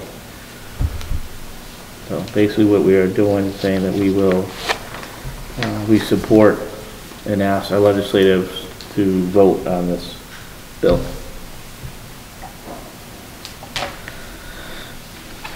I'll second that. All right. Is there any further discussion at this time? Nope. All those in favor? Well, Yep. Aye. Aye. all right, there we go. Thank you very much, and I did want to give an update on we have a hearing date on the bill. I believe it's going to be October 27th at 1 p.m. It's a virtual hearing with the, give me 2 seconds because it's a very complicated name.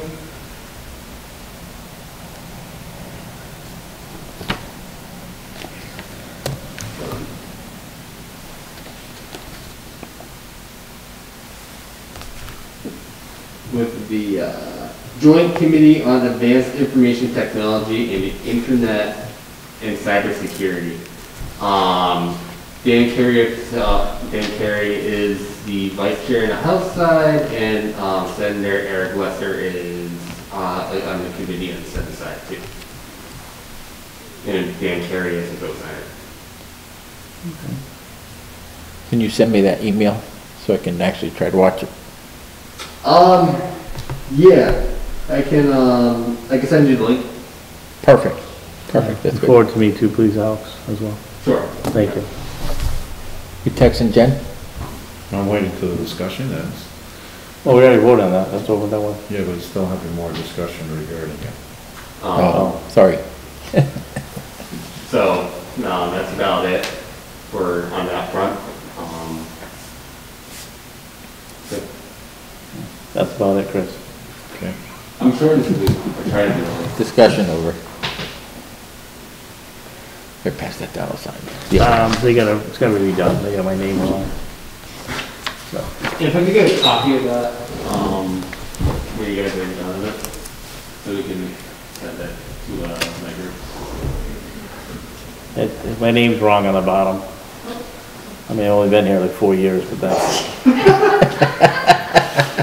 Okay, I'm a fair What's- weather New Englander. It's not me, I can admit that wasn't me making that mistake. Cold out there? It's cold. I don't like this weather. I can see my breath. It's only gonna get worse. So just for the record, there will be no more of Cool. any meetings where I have to recuse myself until at least May. you didn't have to go outside, because You could have gone wait there, upstairs. she's gone anywhere. And You Ladies' can go room. outside. always comes back to choices. The next topic was update on the play structure, which you already gave, Jen. I did. I totally stole your thunder because I needed to thank Jeremy. He did a great job. I had no thunder to steal. Yeah. The only other update was, I believe Jeremy went out and looked about the question regarding having to have it inspected on a regular basis. He saw that it was for, like, schools had to have it done, and other certain institutions, but nothing regarding municipal play structures, Okay. requiring them to be inspected on a regular basis. Did he check to see if there was anything with our insurance? Because I'm sure. No, we didn't check anything on the insurance, but the issue is he was stating that he went out to check the rules and regs, because someone said that the school has to do it. Well, the school is required to do it under Mass General law, but not municipalities. Okay. Okay. I think our insurance company would just want to make sure that the equipment's in operating condition and Who not. did Jeremy check with? Hmm? Who did Jeremy check with? He checked mass regs. He went out on the mass.gov website and was looking up stuff there. We have this town council that we pay, so maybe we could check with him. Yeah, but he's got other things going on too. Well, we don't need to answer right away, but it'd be nice if he just kind of looked into it. So, and then the issue about closing dates on the parks. Kathy did send a email out to the Parks Oversight Committee. One person responded, one hasn't yet. And they were suggesting a November 1st closing date, unless it snows earlier. Which parks are we talking about? All Both? parks. All parks, All Brown parks? House And and, Dufrane's also? yes, There's nothing in their charter that says it's open year round? no. Okay. Actually, if you go back and look, there were some, what was it, from back in the 70s, Kathy? Yeah. Where they set operating hours. And a lot of them, the operating hours, they closed like at sunset, but the gates were locked. We don't lock the gates, but they were locked. And every day, every night they were locked at a certain time. And we don't do that right now.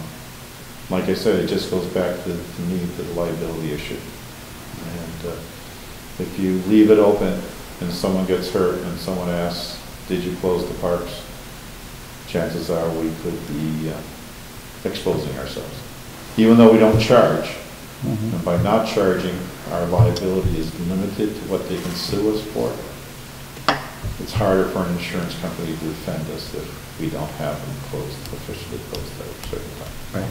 Well, I think we had, been pretty much on the same page with listening to Parks and Recs with their recommendations, so. Are there any horse shows or anything like that planned on the other side? No. Coming up? Horse shows are over by November 1st. Okay. Yeah, usually they're done. They're usually a late spring, midsummer type of show. Well, into early fall. I mean, we have a horse show this weekend, so they're still happening. I mean, my only problem is November 1st is coming up quick. Yes. That's It certainly is. 2 weeks away. That's what the parks want to shut down on November 1st. I like the 15th of November for some reason, or even December 1st, or I like to push it I back like a the little first bit. snowfall. That always That's just me. changes though, so I think that's Well, why. you know, I know what Chris is saying, you can have rain and it freezes at night, someone goes slips and falls. I and- Or you understand. get frost in the morning. Nope, I Yeah, understand. There's a lot of that And I stuff. think that we should honor the recommendations that are made. I mean, you said one has responded? So it's not even a consensus.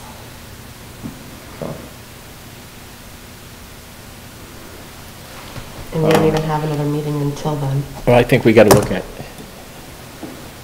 yeah, we're not having another one until then, right? Yeah, our next meeting is on November 1st.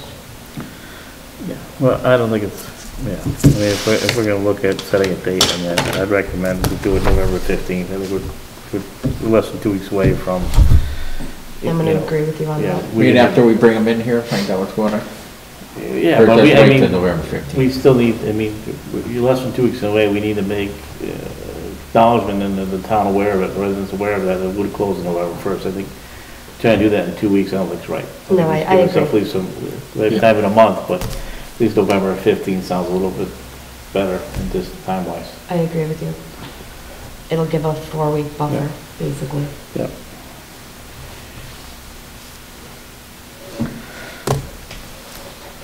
Then the other topic was, at the last meeting, Glenn, you raised the issue that the school committee wanted to meet with the select board.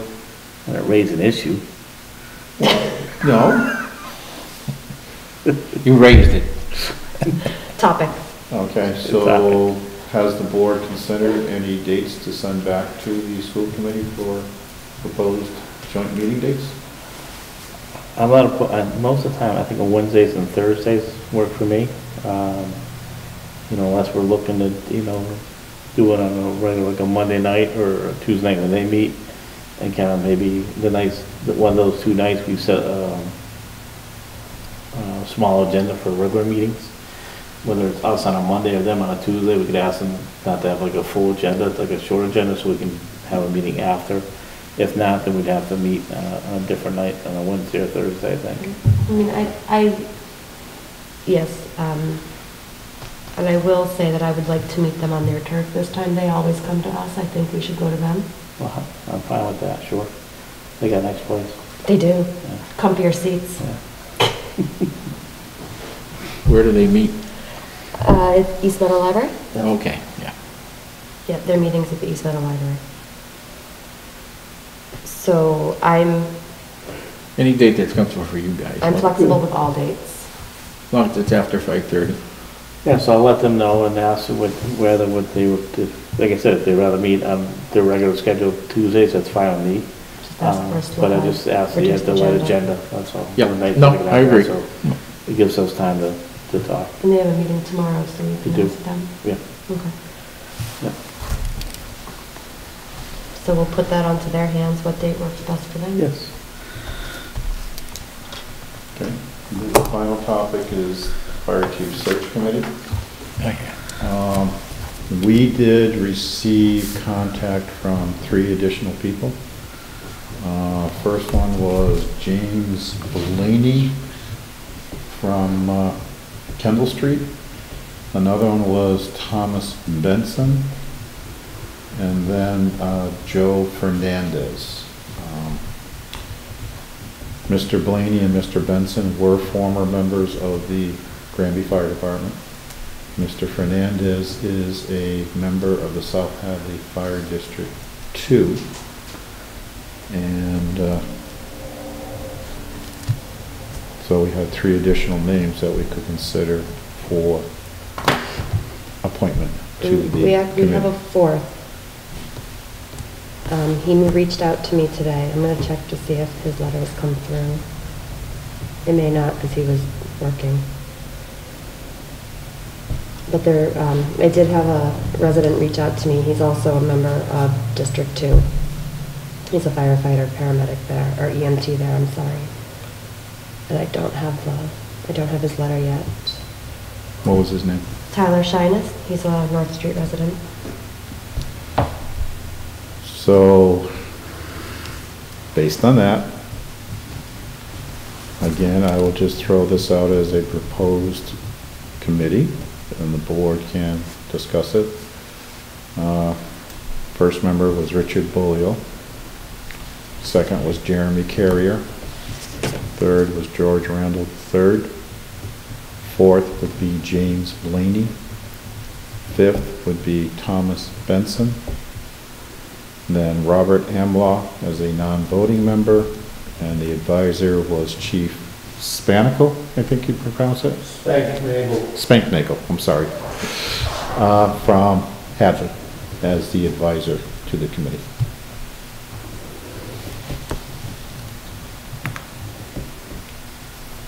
And that appointment would be through June 30th of 2022, just to give them more than enough time to make their decisions.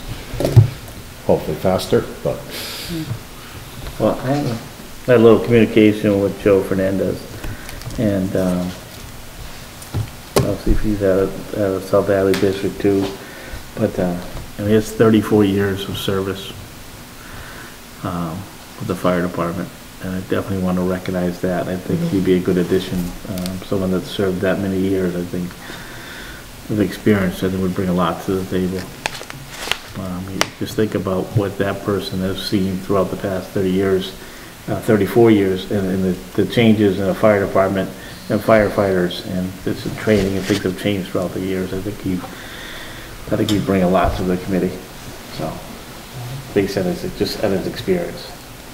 With that comes experience and knowledge, which I think I'd like to see on the committee.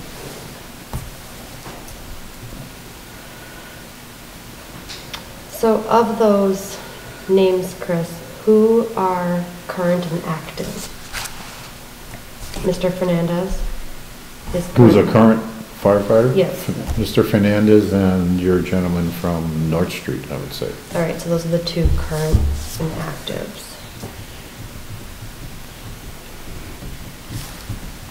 And of course, Bob Amlott is Current and a active. current active, Yep, he's a non-voting member. yes. Do we know how long it has been since the others have been in this, No, I didn't in the profession? go that far with them yet. Okay. And George, if I may ask you a question. Sure. I'm assuming fire service is constantly changing.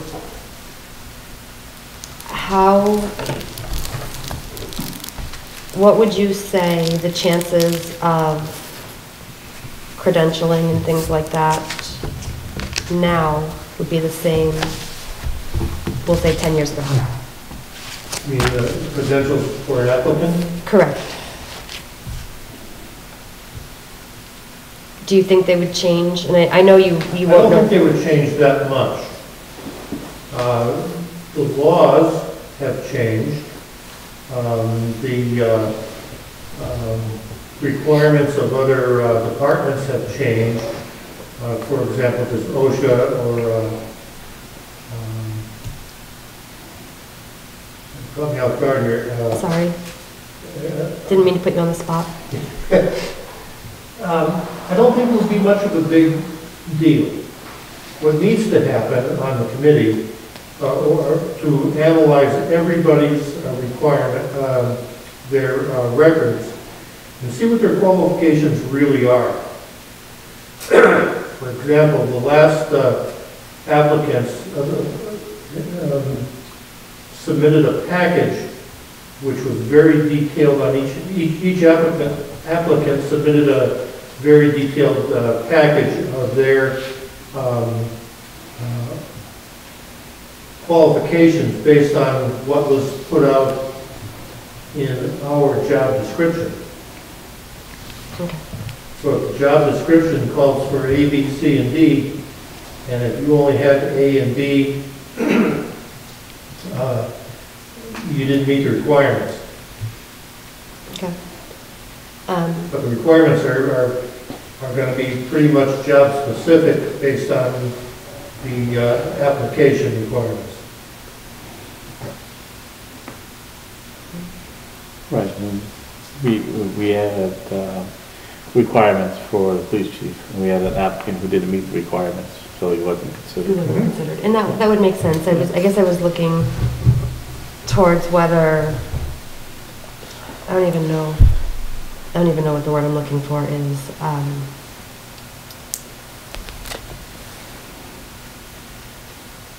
Meeting all requirements that are in our posting is a necessity.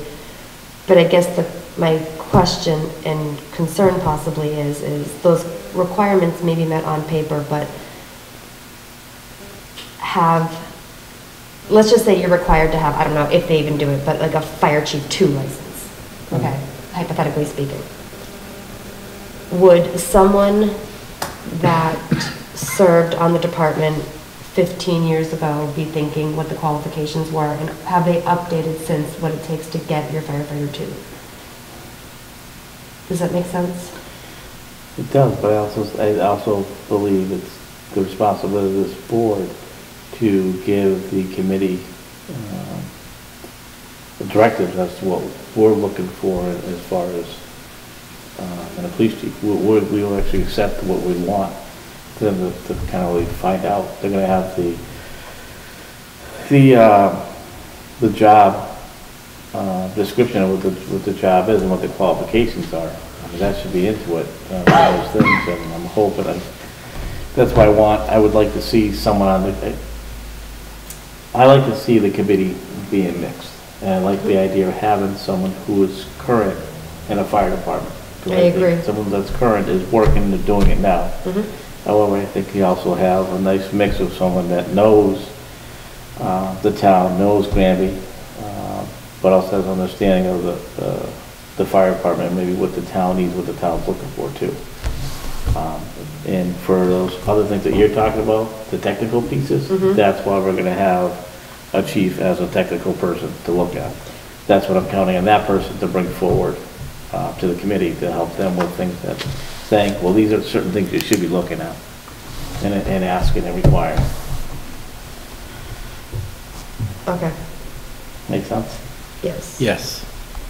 Yeah, I think if on the last search committee, there were applicants that had qualifications beyond what the town asked for. I think that's what you were alluding to? Yes. Yep. And that was considered. Okay. Okay. And Chris, were there any other interested people that you have not given to us? No, it's just Jessica, I believe. Okay. Jessica Randall. So she was the only other one? Mm-hmm.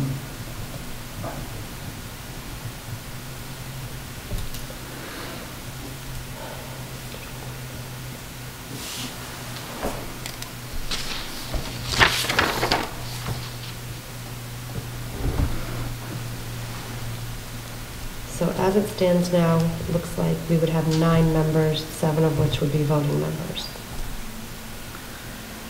That's an awful big committee. It is a large Yeah. committee. But it can function well. Well, my thought process is this. With 7 voting members, we don't have to worry about missed meetings. Because I'm sure we're always going to have at least 5. Well, you do need to worry about that, because anybody who's going to be voting needs to either be part of the meeting or be able to read the minutes of the meeting, because the meetings aren't being recorded. So they would be able to read the minutes and update themselves so they feel comfortable enough voting on it. And that can only happen so many times too. What I mean is with 7 voting members, we only need 5 for a quorum. So a meeting can be held with just 5 of them. Right, but when it comes time for voting, it becomes like I said, you show up for 2 meetings and I'm not there, I show up for 2 meetings, you're not there. Well, I would hope everybody would show up for all of them, because we should not be having very many meetings. We have 4 candidates. So with that same thing, I don't see if we need a committee of 7, that's all. That's all I'm saying. I think, it could be overwhelming to someone interviewed, having 7 people on a committee to interview them, because that's what it is, or that's the interviewing committee. Yeah. Oh, That is a our lot. superintendent had, I think, 15. I think it is a lot as well, so. Academia. Well, there is that. Well, Rick, you'll be overseeing this one, so what is your thoughts? What would you prefer? I'd like to see the number around 5. 5 voting members? 5 voting members. And the reason being is how many of us are 9? If we have 9 here, let's say, it's just gonna be, Well, we have 7 voting. yeah.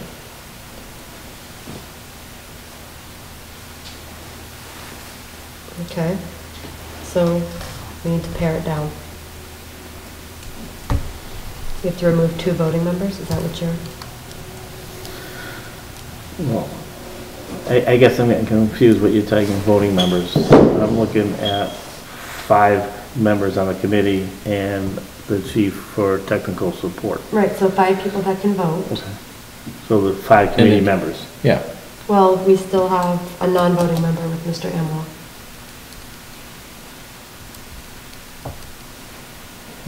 Okay.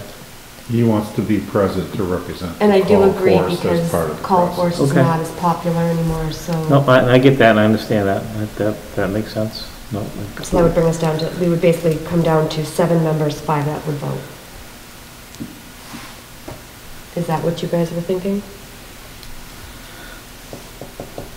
5 would vote, 7 members. Yes. Yeah. Mr. Amlaw is a non-voting chief It's as just an adding advisor. one pretty much to it, which I think is fine, because that is someone that's there, that's representing the call force. I can look at aspect for that they may bring up, for questions to be asked of the applicant. Okay. So a member of the select board has to stay on there. I would like to see the 2 current actives serve. Joe and Tyler. Mm-hmm. I think they would bring that perspective.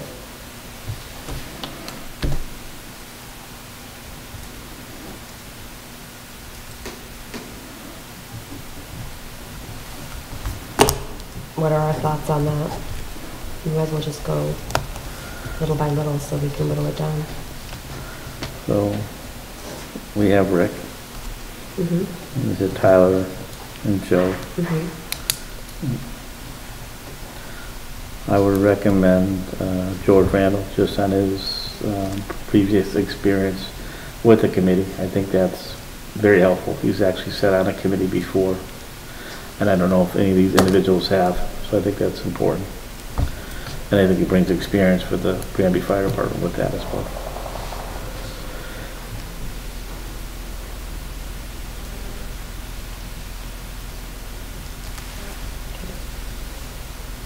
And it's 34 years on there. It's the same as Joe, right? With Joe? Joe Fernandez had 34 years of firefighting experience. Yes, yep. The same George stated earlier. It's George with his experience, but also the And experience with the his committee. leadership in the military, yeah. Yeah.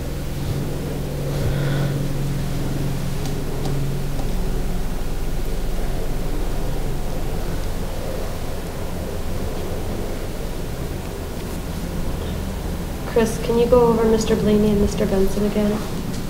Their experience? George, you could probably give me a little, Yeah, both Jim and Tom have been were on the fire department before. Tom was a fireman. I don't have his number of years, but he also has some management experience too, operating his own business and having people work for him. So, and Jim Blaney was a fireman for a few years also. and he owns his own business, right? Yes. Jim has been self-employed for a long time. 25 years. What's his business? He's, JV Home Improvement. Okay.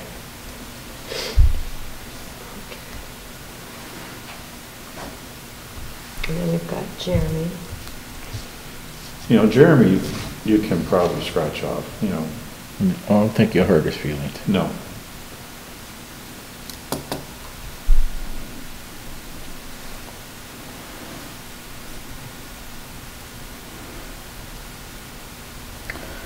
So we have 1, 2, 3, 4 voting members right now. Before you got, Well, four that's recommended. I have Rick, which is you, in case you're wondering. yep. Tyler, Joe, and Mr. Randall. All right, can you guys indulge me for a second? Sure. Okay. So, because we had one other person that had requested to be on the committee, I'd like to just put all of the people that have requested to be on, and we'll go through them one by one. Does that make, to see what the board's thoughts are? That's fine, sure. Yeah, go ahead. Okay, that's, so, Yeah. okay, I want you guys Yeah. to see if you would humor me on this one. Yeah. All right, so we'll start, the way I numbered them, I started with Mr. Blaney because that was the first that Chris had mentioned. What's his first name again? Jim. James, okay. Can't read my own writing. So he currently owns his own business. He's been in. So is he a sole prop, do you know, or does he have? Says he's a small business owner. Okay. So I'm sure he must have some employees for him as a home improvement. That was my question. Does he work on his own or does he have employees? Okay, that's an unknown.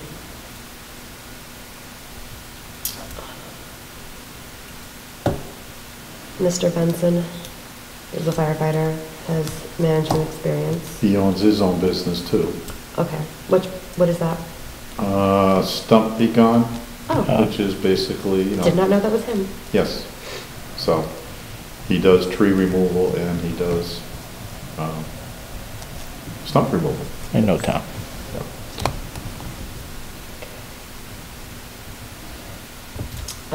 We know Joe's 34 years, currently active. Tyler, I don't know his number of years, but it's been quite a few, and he's currently active. Rick is a member of the select board. And then you got Jessica. Well, we're still going with Jeremy, because he's still on our list, hasn't totally, I'm just going through all of the. Okay, but I'm just saying, Jeremy, don't worry. Potential voting. He wouldn't have a problem not serving on the committee. I don't know if that says a lot for us. No, He's he busy. did it as a service to the community. No, I know, But one he's less got thing enough off other his things plate. going on that it wouldn't hurt his feelings if you decided not to appoint him. One less thing on his plate. Yes. George, we've already discussed. And then we have Jessica Randall, who does not have any firefighting experience, however, has the spousal experience, which I can sometimes say might be just as important. But I will say that I believe she has an insight that might be beneficial to us. And that insight is how a department's leadership affects non-department members. Does that make sense? Say it again. Because right now it doesn't. Okay, Would that be how leadership affects the community? yes. How a department's leadership affects non-employees, so affects the rest of the community. Yep, okay. And I think it's a perspective that we need to look at because there was damage done by a previous chief. And if we are putting together a committee that is only looking at technical specifically and not looking at the big picture, and I'm not saying they're not going to, but with the group that we have here, we're looking at qualifications on paper. Not looking into, I don't want to say interpersonal. Well, I mean, they're all community members, so they're all gonna have the thought process of how that's gonna impact the community. Correct, but they're all looking at it from a specific point of view. And that's the fire industry point of view. Not necessarily. Well, I think we have we have Rick looking at it from The the community. slip member. Well, he's looking at it as a hiring manager. What are your thoughts when you say not necessarily, George? Thank you for asking, but my thoughts from a potential committee member is that I would be looking at it not only from a fire perspective, but for ambulance, EMT paramedic status, and I would be looking at it to be vetting our candidates a lot more closely than we did the last time. And see what their management skills are, and interpersonal skills of huge importance that got by at the committee the last time for whatever And that, I think, not proves my point, but solidifies what I was saying. We had interpersonal slip past us.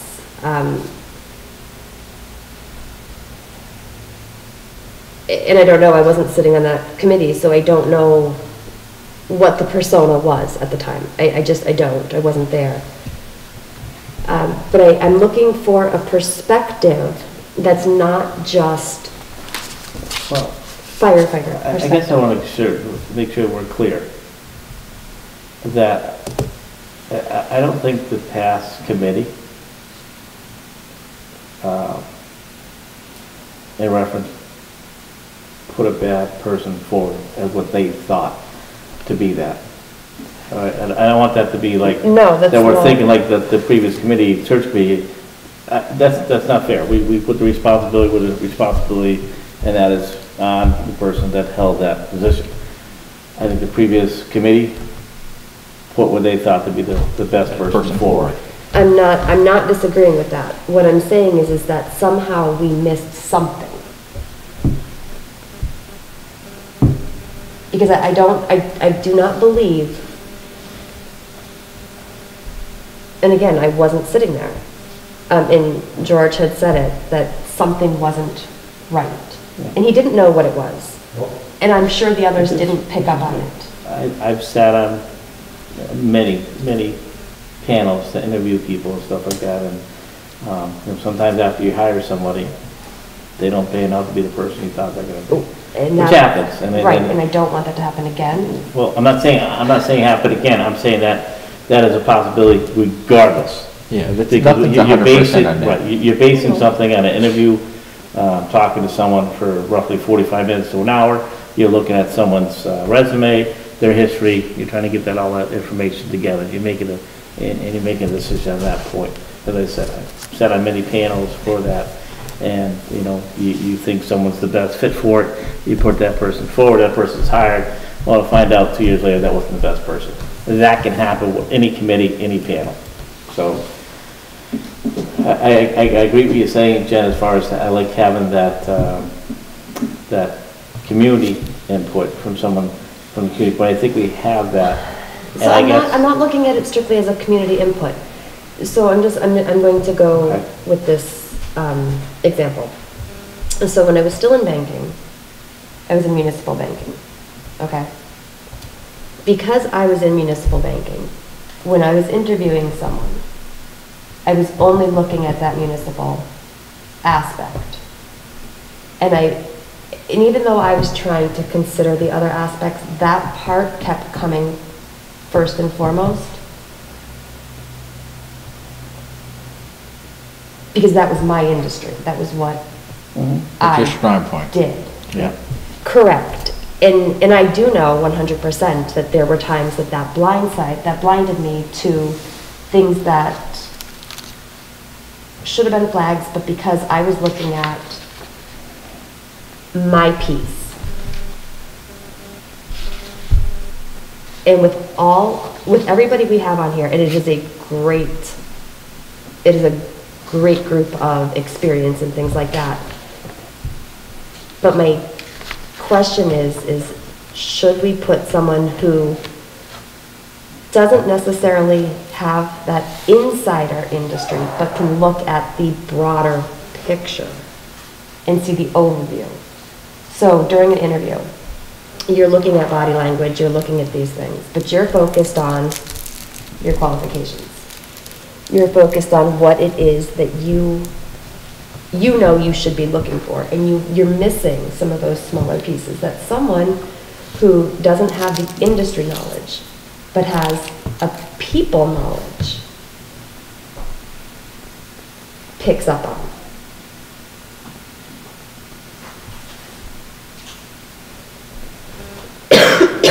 That's what I would like to be considered. So you're talking about Jessica, I'm guessing. Are you talking about Jessica? Yes, she's the only non-firefighter or non-fire service. Well, Rick's not. Well, Rick's not, no. You're not. No. And I guess that's where I come from. With Rick being on the committee, he's gonna wear many hats on that committee, and that's, It definitely can look on the outside end on it, coming from a law enforcement background on it, and know what they do. That proves my point. Or that, not proves it, but that No, drives it home a little bit. Firefighters and cops are told I they're know, you different guys worlds. hate each other. No, we do not hate each other. but I also look at, as Rick being a member of the committee, Rick is our point person to bring forward and look at things that we have concern, I mean, like kind of what you said, look at the, and I think Rick's hearing those things, Yep. he's saying, that's what he should be looking at.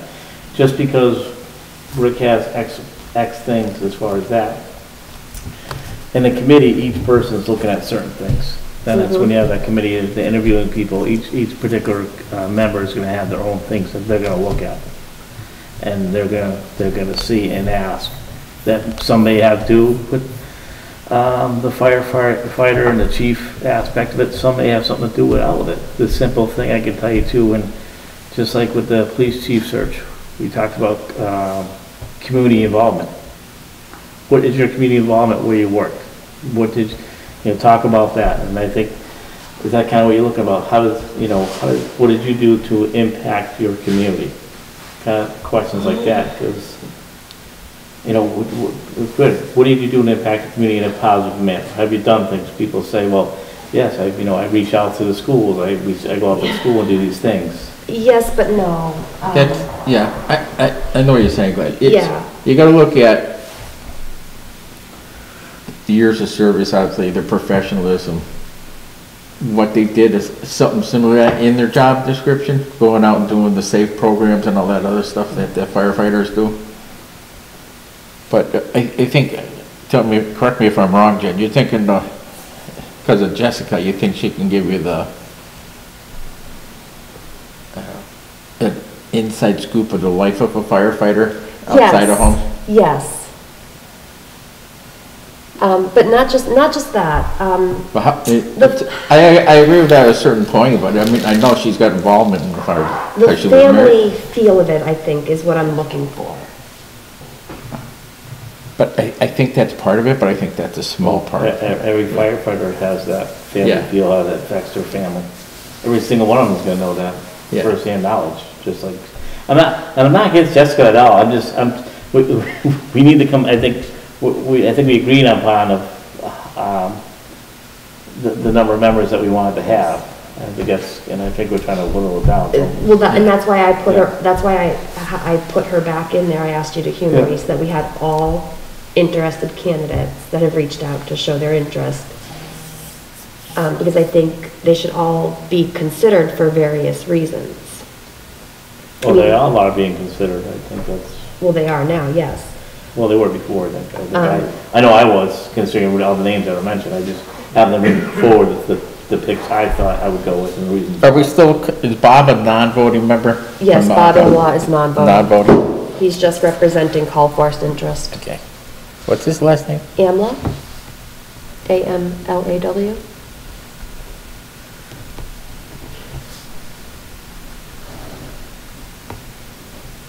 And that would be, See, there's someone I would expect to hear from the on-call person. From our call force? and I guess to kind of your point, Janet, if you're looking to take Jeremy out of the equation, I think Jessica is the same type of replacement. If you're talking about someone who's not, well, she's involved to a point where family members have been with the fire department. Forever. Right, but however, she's seen the other side where she's not involved with the fire department. She doesn't work for a fire department. She doesn't, where I think Jeremy was too, the kind of just that community input, I guess, is. I think Jeremy was on the fire department at one point. Yes. Was he? It was Yes, short Jeremy period. was. Wasn't a short period of time. He was a firefighter EMT. Yeah. Yeah, but wasn't that a while ago though? That was sometime. It's been a few years. It wasn't for a long time, if I remember what he was saying. I want to say it was probably back when Chief Anderson was around as well. Yeah, it's been a while. It was around 2007, 2008 maybe, give or take. Yeah, 'cause I know Jeremy it's, served under Dave Seibert. But I think he served under, I think he served for a little bit under Russ Anderson too. I think when Mike Pandora came in, he left the service. so, Jen, I need to say something about Jessica. I don't know if the board, Jessica is my daughter-in-law, and she is her own person. That's putting it mildly. Okay. We don't influence each other. Correct. Okay. I need to make that clear.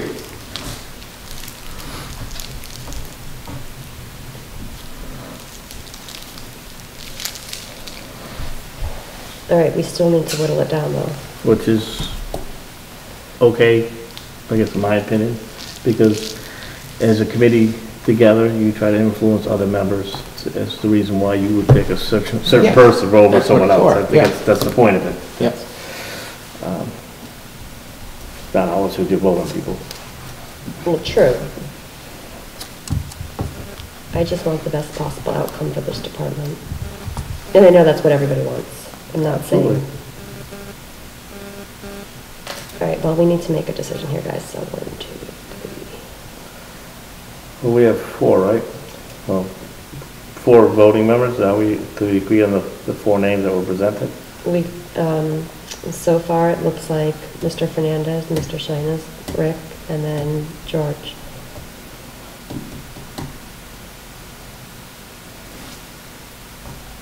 So we need 1 more voting member.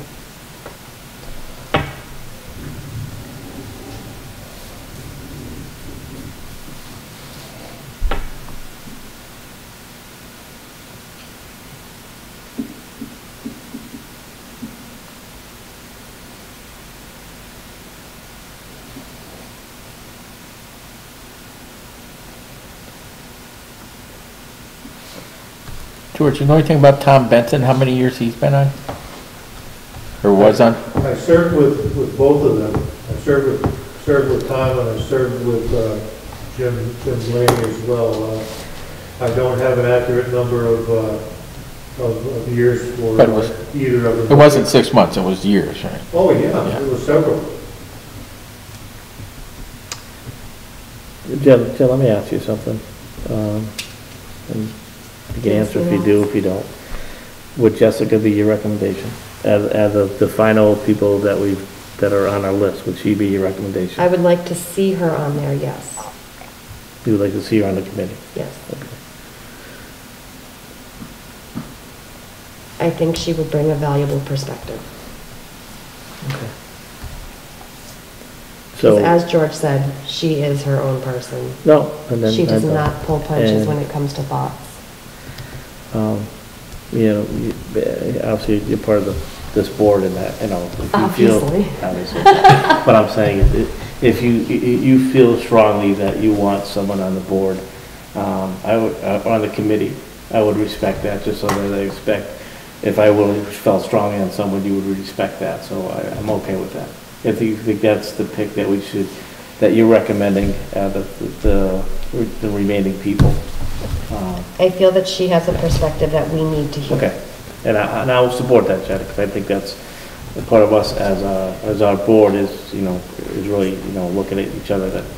And like I said, if I had a person that I was looking at, and for the reasons I felt were important, you would respect that. So those not trying to do the same, I am doing the same, respecting what your thoughts on that particular person is, if you feel that person is worth the appointment to the committee. So I would But support my problem that. is I think all of these people are worthy of appointments.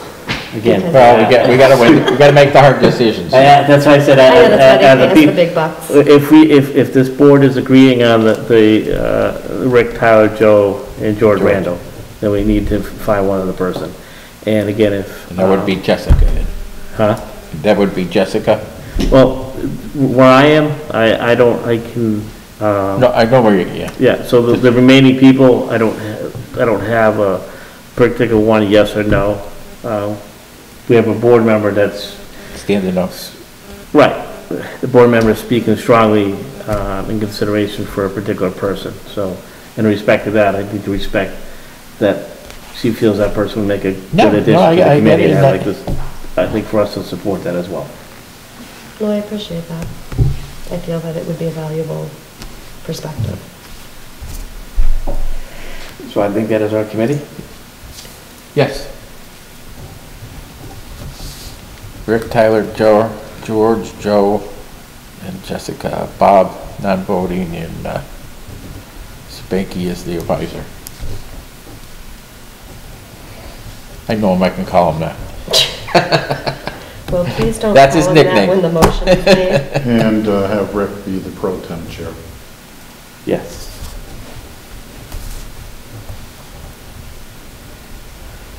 Technically, I have to vote on that in your committee, but I think they'll be okay with you being chair.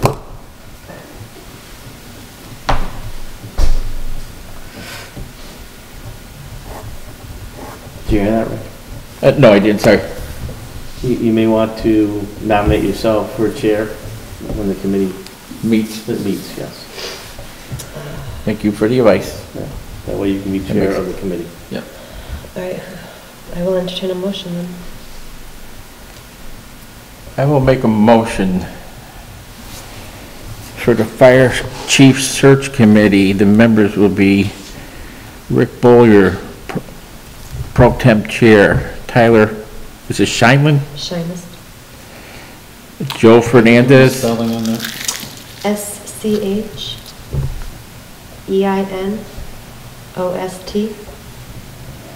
thank you. Sorry, go ahead.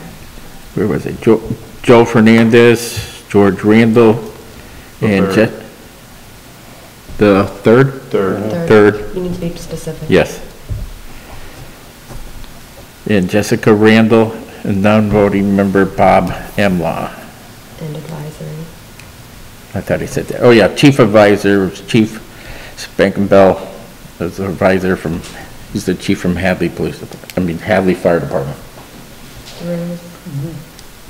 We I'll said- second Rick's motion. wait, we said Through just June 6:30? 30th, Through June 30th, 2022. 2022. Hopefully done by then. I know I said it would take a little bit longer than I thought, but I don't want it to take that long. Is there a second? I agree. I'll second Rick's motion. Is there any further discussion? No. Hearing none, all in favor? Aye. So we'll have to get the letters out to them. We'll appoint them. They'll have to be sworn in by Kathy Kathy? before they can technically read. I propose a 5-minute bathroom break. Well, we're gonna recess, so anyway. Well, we're going into executive session. I can wait.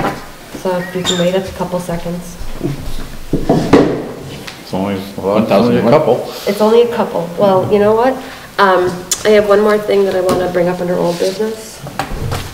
And it was regarding, I just got to find Kevin's report. Hold on. It was regarding the discussion we had about the sergeant's exam. And we had a question about it. Does anybody remember what that question was? Can only the sergeants be Thank you, that was the considered for question. lieutenant?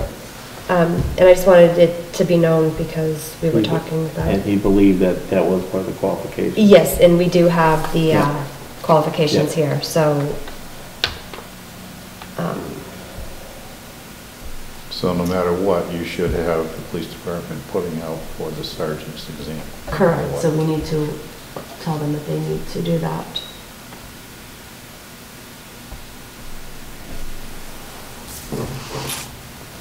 But my question was, so, the qualifications,